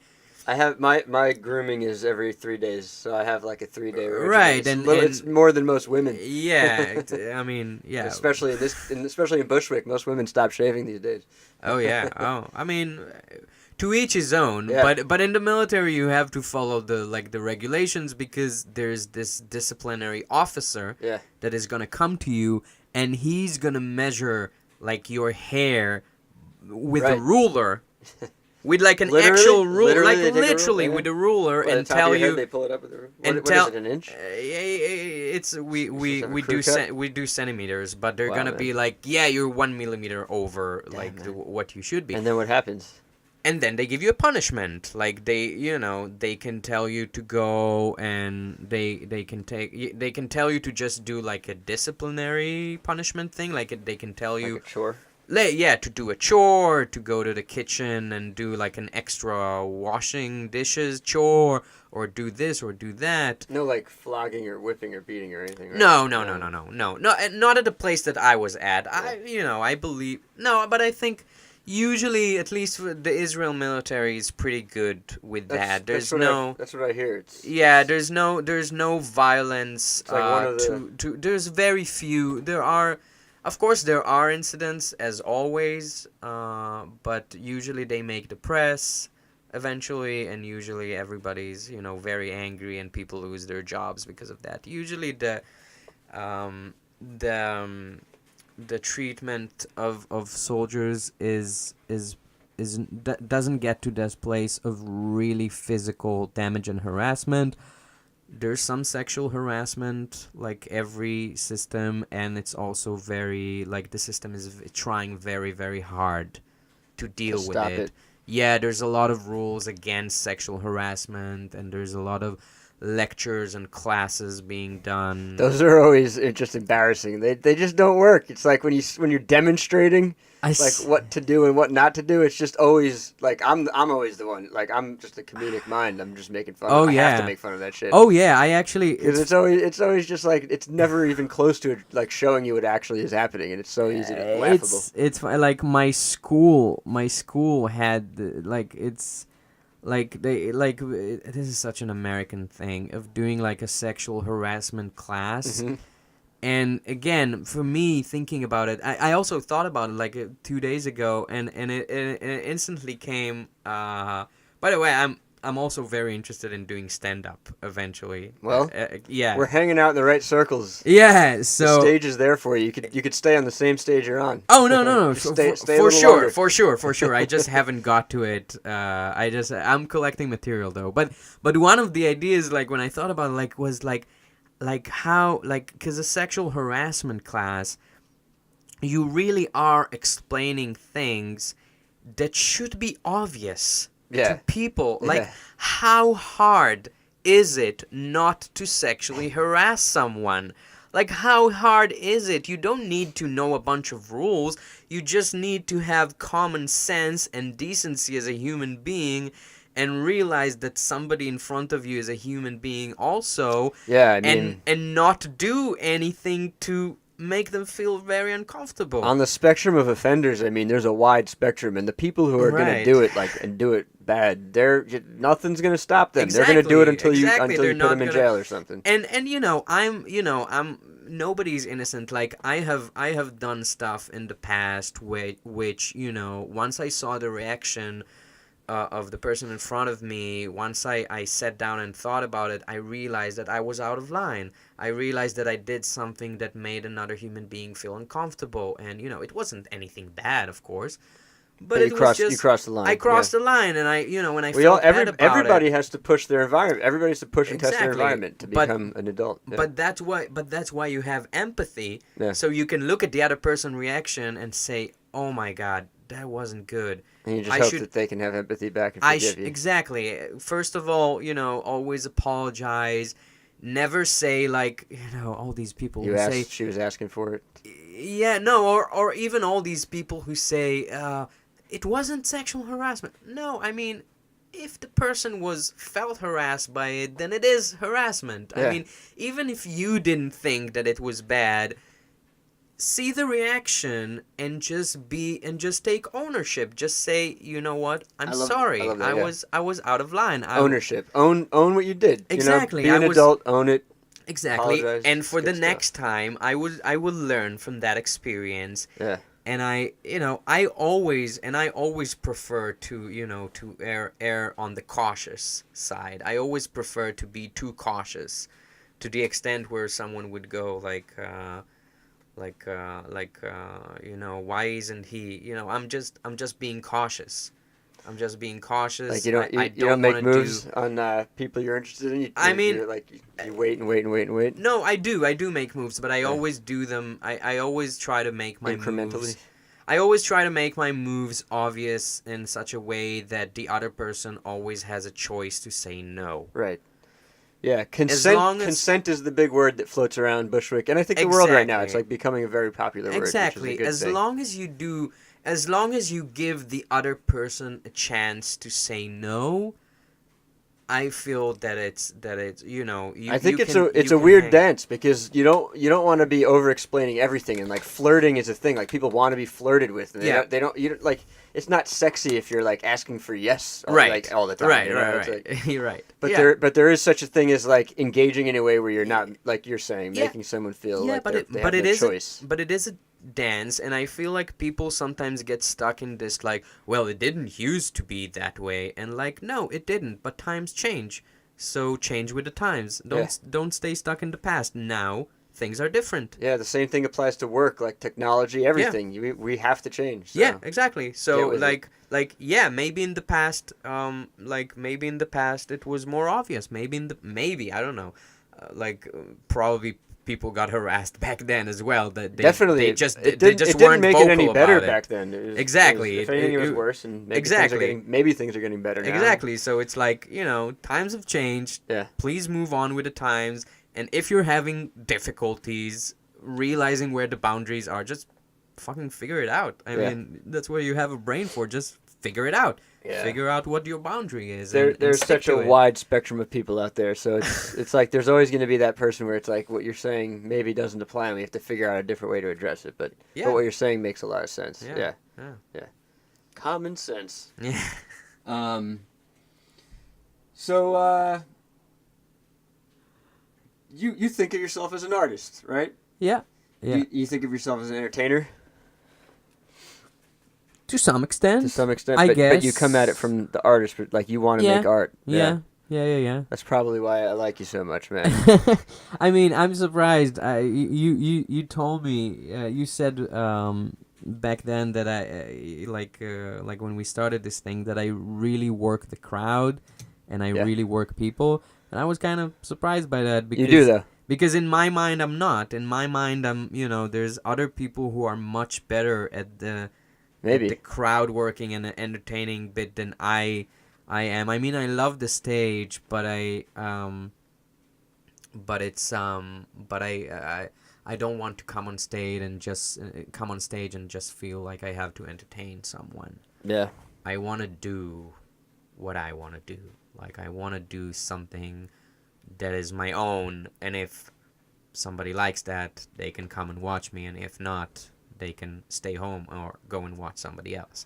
Do you feel like you have a solid vision for your future where it's exactly what projects you want to do and what you want to achieve before you pass on, or you're just kind of in an open space where you're it's good to have dreams. Yeah. You should probably never have like, like if I don't do that, then I worth nothing kind of thing. That's me though. Oh, I mean, so I would encourage you, I guess, not to be that way. I mean, easier said than done, Yeah, obviously. But it's like I literally have a list of projects I want to do before I die, and I know I'm not going to get to all of them. And it scares me Okay. every year that goes by. I'm like, well, that's potentially another one on that list that I'm not getting to. So that's where it starts getting Gets ugly. not productive, because you can't like, I wanna perform in front of 50,000 people, but it might not happen because I might not make it to that level. I might do, but I might not. Where do I want to perform in front of 50,000 people? It doesn't matter, just as long as 50,000 like in a stadium or something like that. Yeah.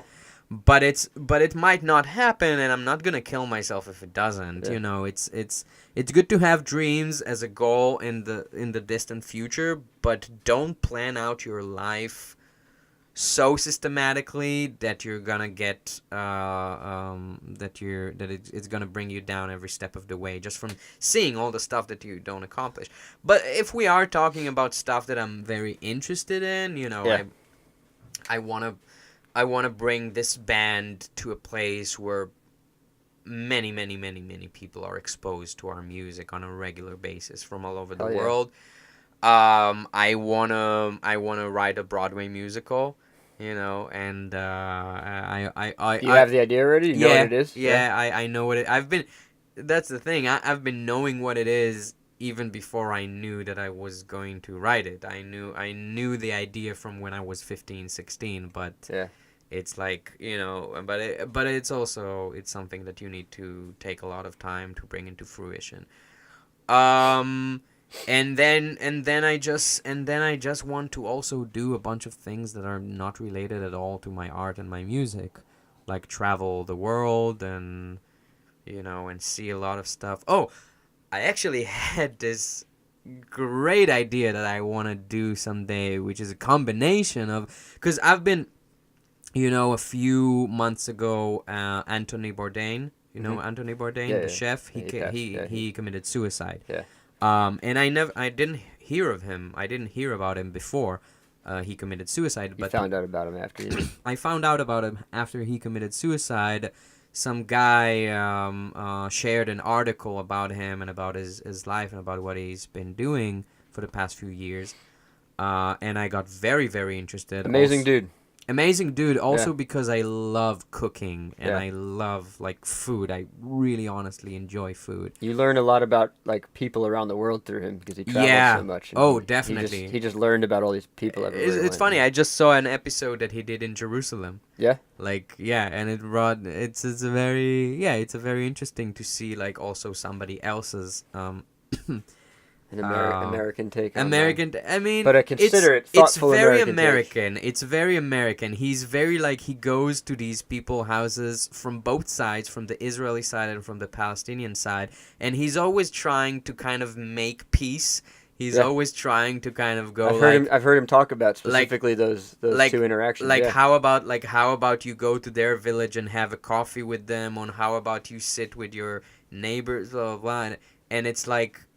And for us, both Israelis and Palestinians, by the way, these very American remarks are very nice, but they're also sort of very naive. Yeah. Because you can't deny he's right. Like the thing that ties it all together, we got to sit down and eat, right? Oh, I mean, it's like everybody's got to do it. I'm for that. I mean, don't get me wrong. I would love to. I've always loved the company of Arabs and Palestinian people.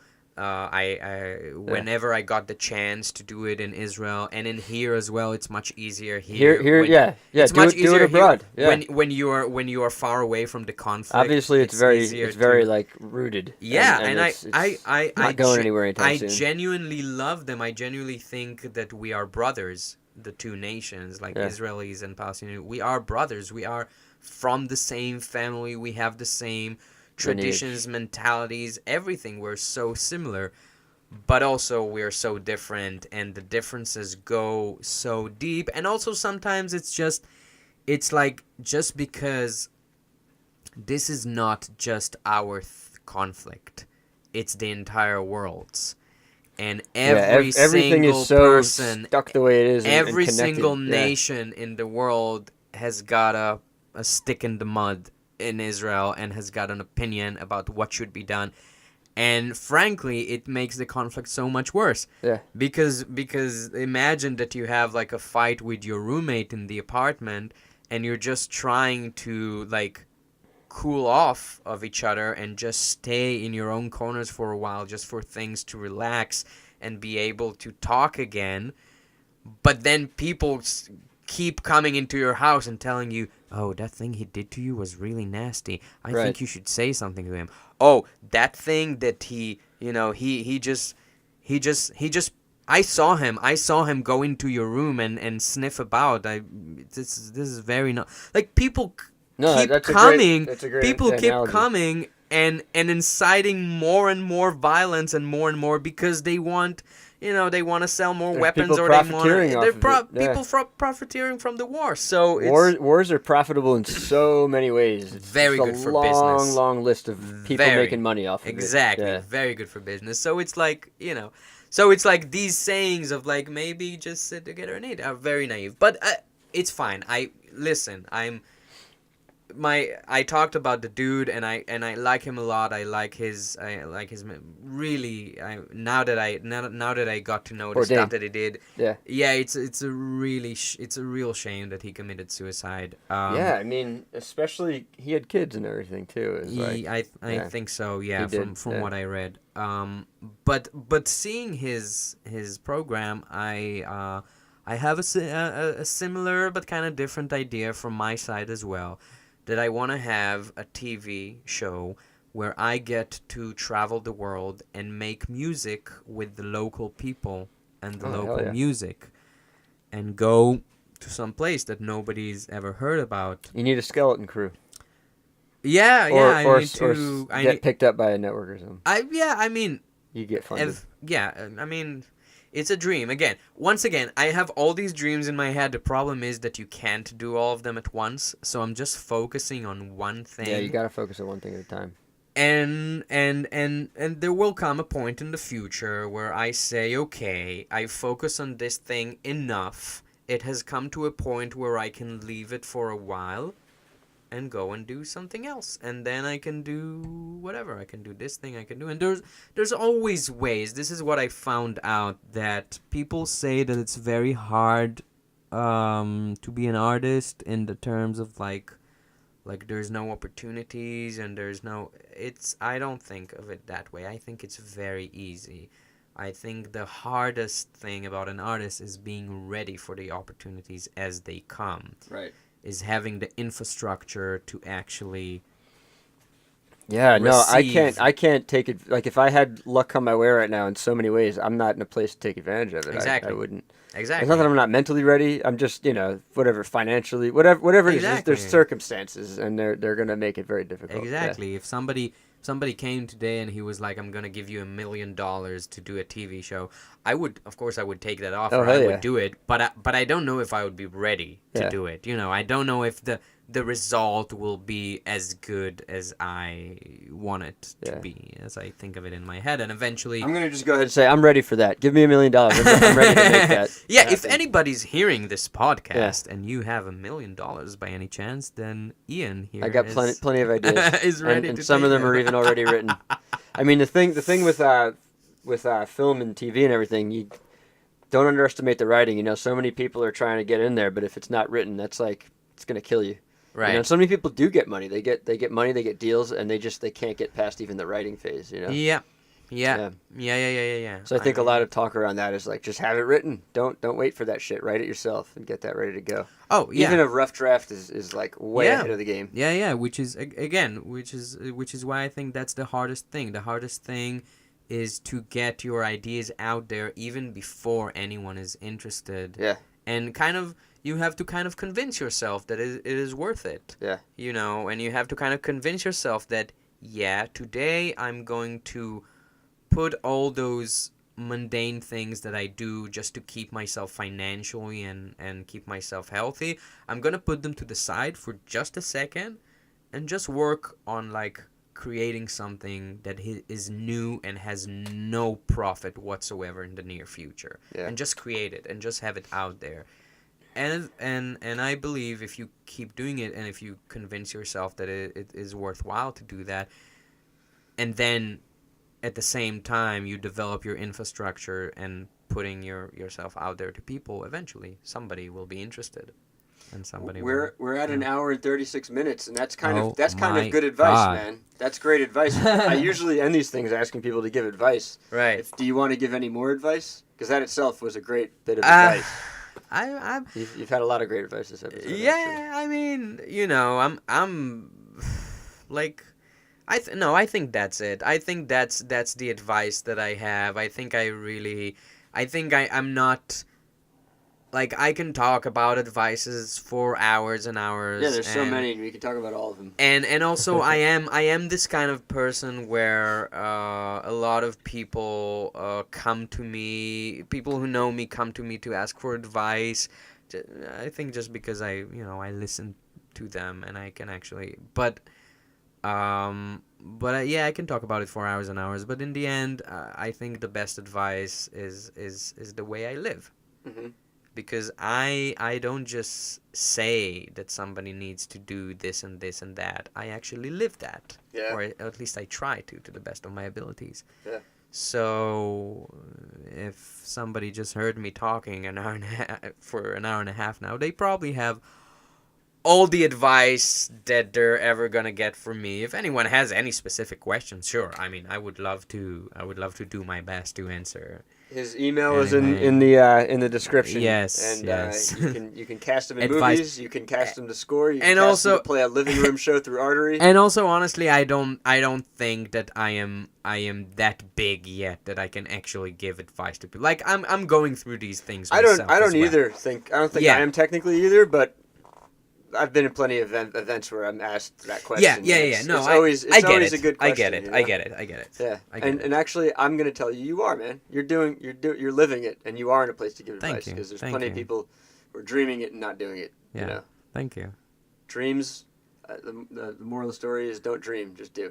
Exactly. And don't hang your happiness on your dreams either. Exactly. Kind of what you told me. Exactly. Dreams are nice to have, but only when you do stuff. Whatever it is, doesn't matter what it is necessarily, but only like obviously do stuff that don't hurt other people. Yeah, but oh god, yeah. Yeah, but I mean, but, if you're making art that offends people, that doesn't count as hurting people. Yeah, I yeah, think yeah. don't actually hurt people. I mean, there's a very we can talk about that for hours as well. There's a very thin line between like making people like uncomfortable for artistic reasons than really offending them. But. Yeah.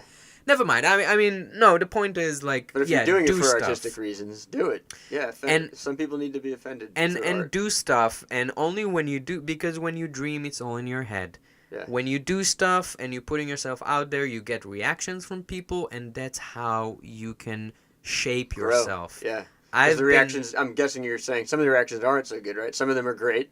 Yeah, some aren't, of and then you reactions are just like, oh my god. What's the funniest reaction you've ever had at a show? I mean, ever? At a show, on shows, people are usually very, very supportive because, but and also because they're right in front of you, and people tend to be very polite when you're in front of you. To your face. To your face. When you publish yourself in the internet, like Instagram and Facebook, and you promote yourself, the trolls come out. Oh my god, I got reactions from people. I got one reaction from a dude like 2 days ago who wrote on my Instagram page, "I think you're throwing your money to the garbage.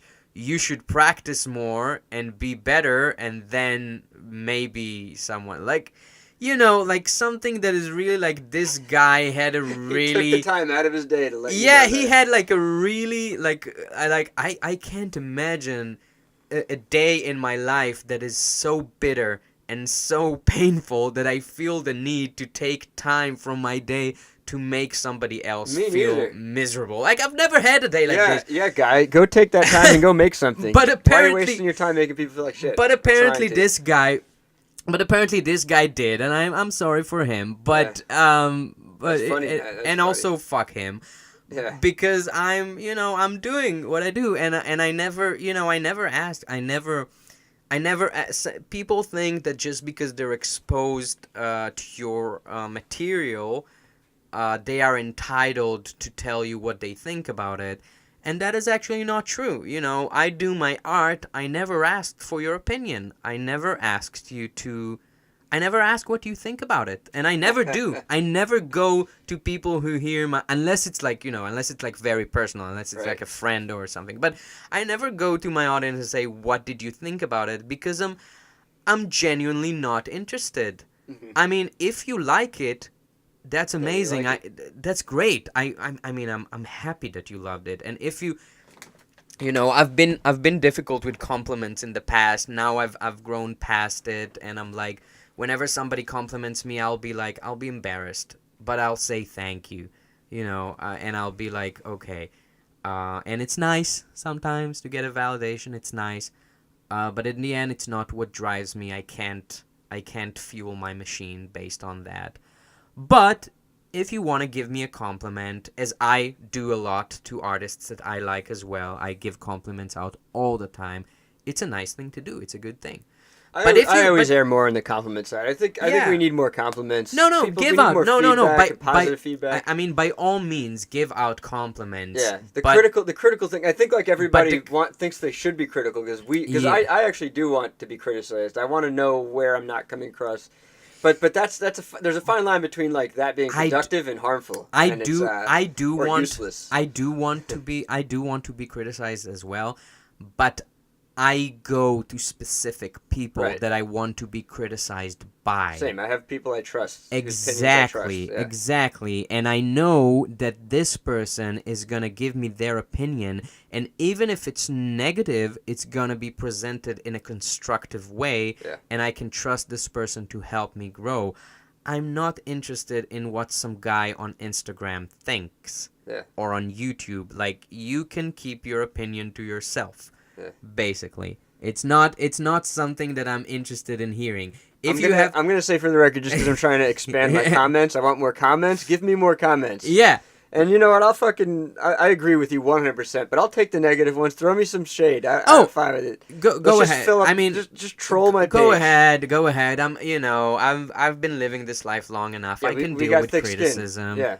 I have thick skin. Throw all the negative We're also two short guys. We have thicker skin than most. We've dealt with a lot of shit growing up.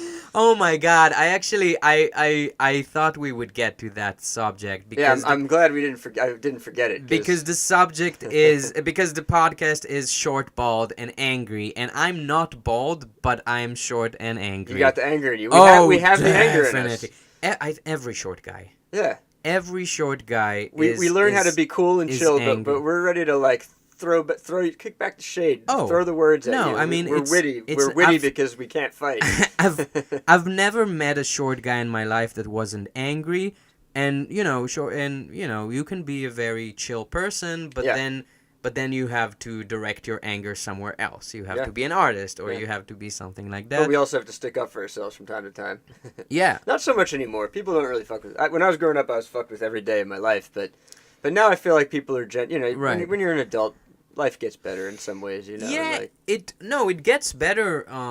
It gets better, but I mean, you... As a comedian that I like very, very much. His name is Eddie Izzard. He's a British comedian, brilliant guy.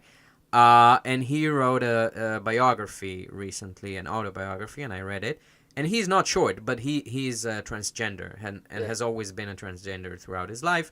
So he dealt with a lot of the opinion about transgenders that exists in our society that is horrible and disgusting.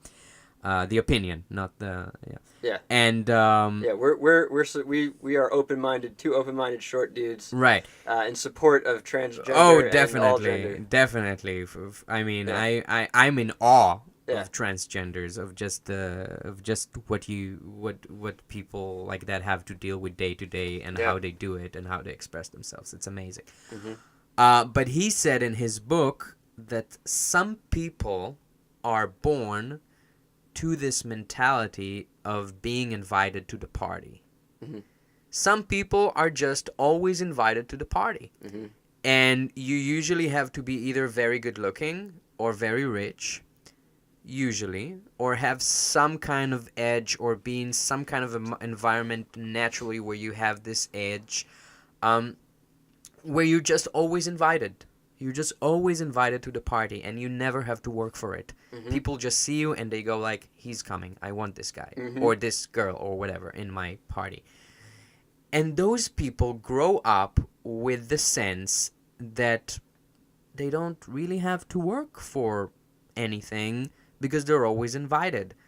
And they never develop this anger that we develop because we grow up, short people and a bunch of other people as well. I'm not saying just short people. I like that we're talking about transgender people as well too, and because drag queens and kings, they're always saying, "Work, you gotta work." You know, like that's exactly, what they say exactly. That's their main thing, right? Exactly, because as someone who's you gotta work different, extra hard as someone who's different. You don't get invited to the party. Yeah. You have to work hard, and you have to work hard. But at the same time, you really have to pretend like you're not working hard because nobody wants to invite to the party someone who works too hard at getting invited to the party. Okay. So you have to work your ass off and pretend you don't at the same time. Oh, that's me in a nutshell, man. I'm super cool. I'm like the king. If anything, I'm too cool these days. I know. While I'm hiding the fact that I'm like everything is falling apart. I'm breaking myself. I'm like physically pushing myself to the limit. Staying up way too late. You know, everything. I'm just pushing myself to the extreme. Yeah. And it's been going on for too long. Yeah. And maybe it'll never stop. Maybe I'll do it till I die. Yeah, But, I get that. I get that a lot. I need to You need stop. more sleep? With sleeping, I'm usually fine. I'm usually fine with sleeping, but I do overwork myself to the point where I just don't have time for a hobby. You know, I don't have time to just sit down and watch a Netflix series. I don't have time. I mean, I'm to do okay any with of not that. having a hobby because I feel like everything I do is technically a hobby because I'm not making enough money, and that pisses me off. I'm like, no, I want that to be my living. Right. But if you consider Netflix a hobby, I agree. I need more Netflix. Yeah, in my life, or I need to stop paying for it. You need to have time where you're not just creating something for other people or for financial reasons, or like you need to have time to just sit down and experiment.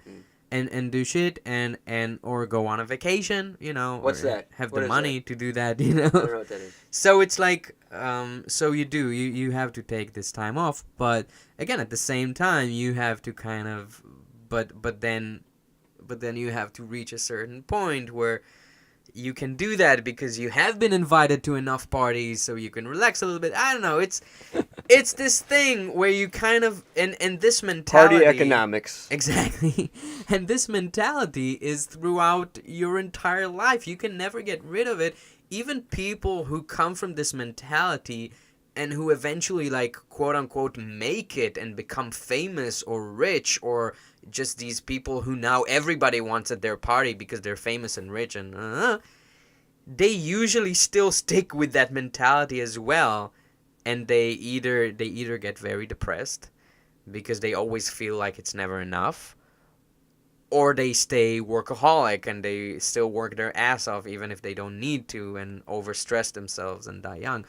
Like, it's very and this is but also you're saying, like, you know, like, yeah, short people are angry. Short people are always megalomaniac, angry I'm bastard. not going to apologize for it. I'm going to apologize if I cross a line and I do something wrong. Oh no, definitely. But usually I think the things that are coming out of my mouth these days, they put some people off. I scare some young kids away, you know, and like I get it, and women, you know, whatever. Yeah.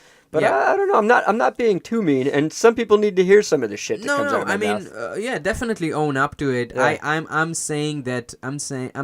thinking that even saying, like, the word angry in itself, we live in a society that has been so devoid of emotion that the word angry is treated as something negative. Yeah. It's not negative. When people were working for black rights in America, they were working from an angry place.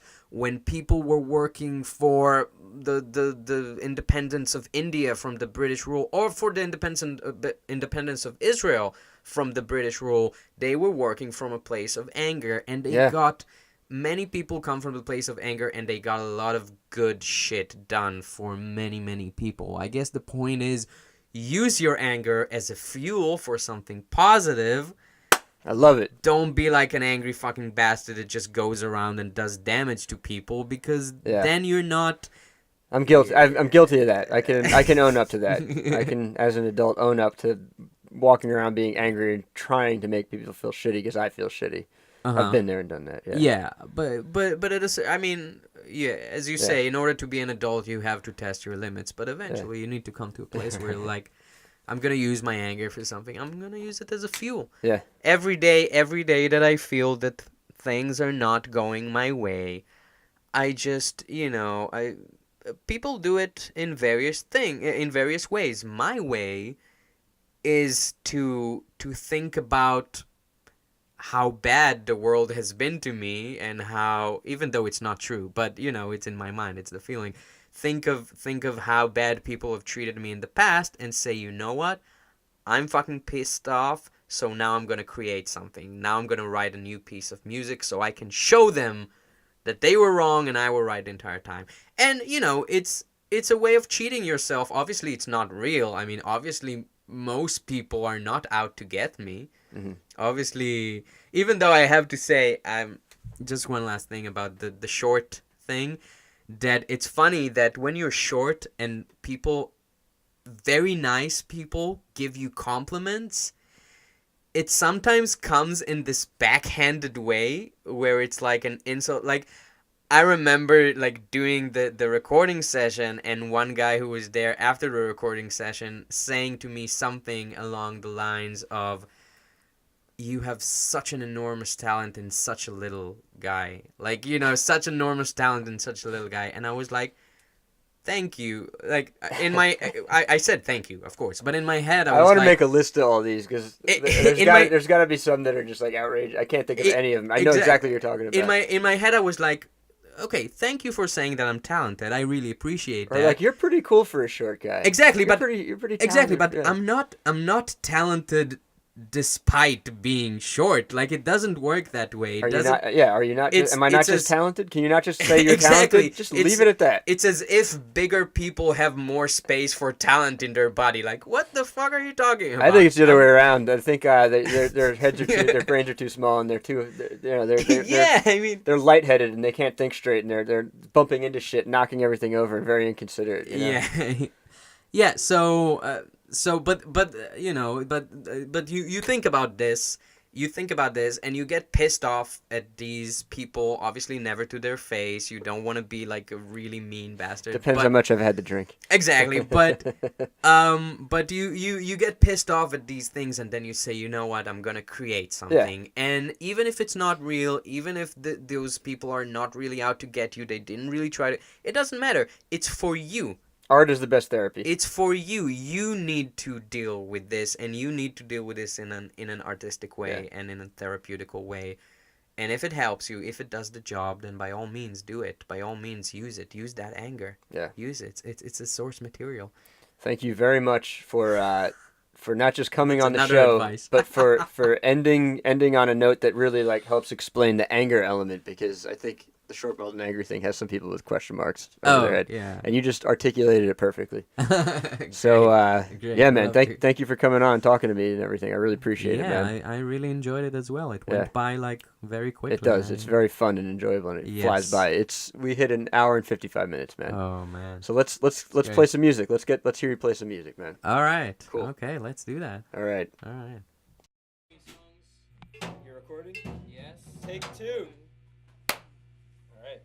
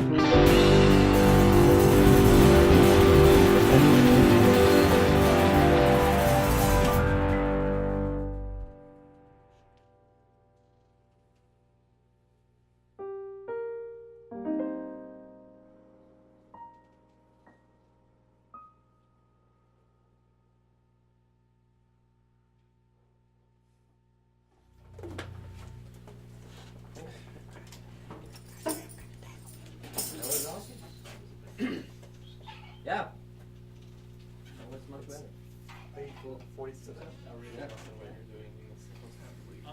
not gonna do it again, are you? I got really lost. As long as you have a really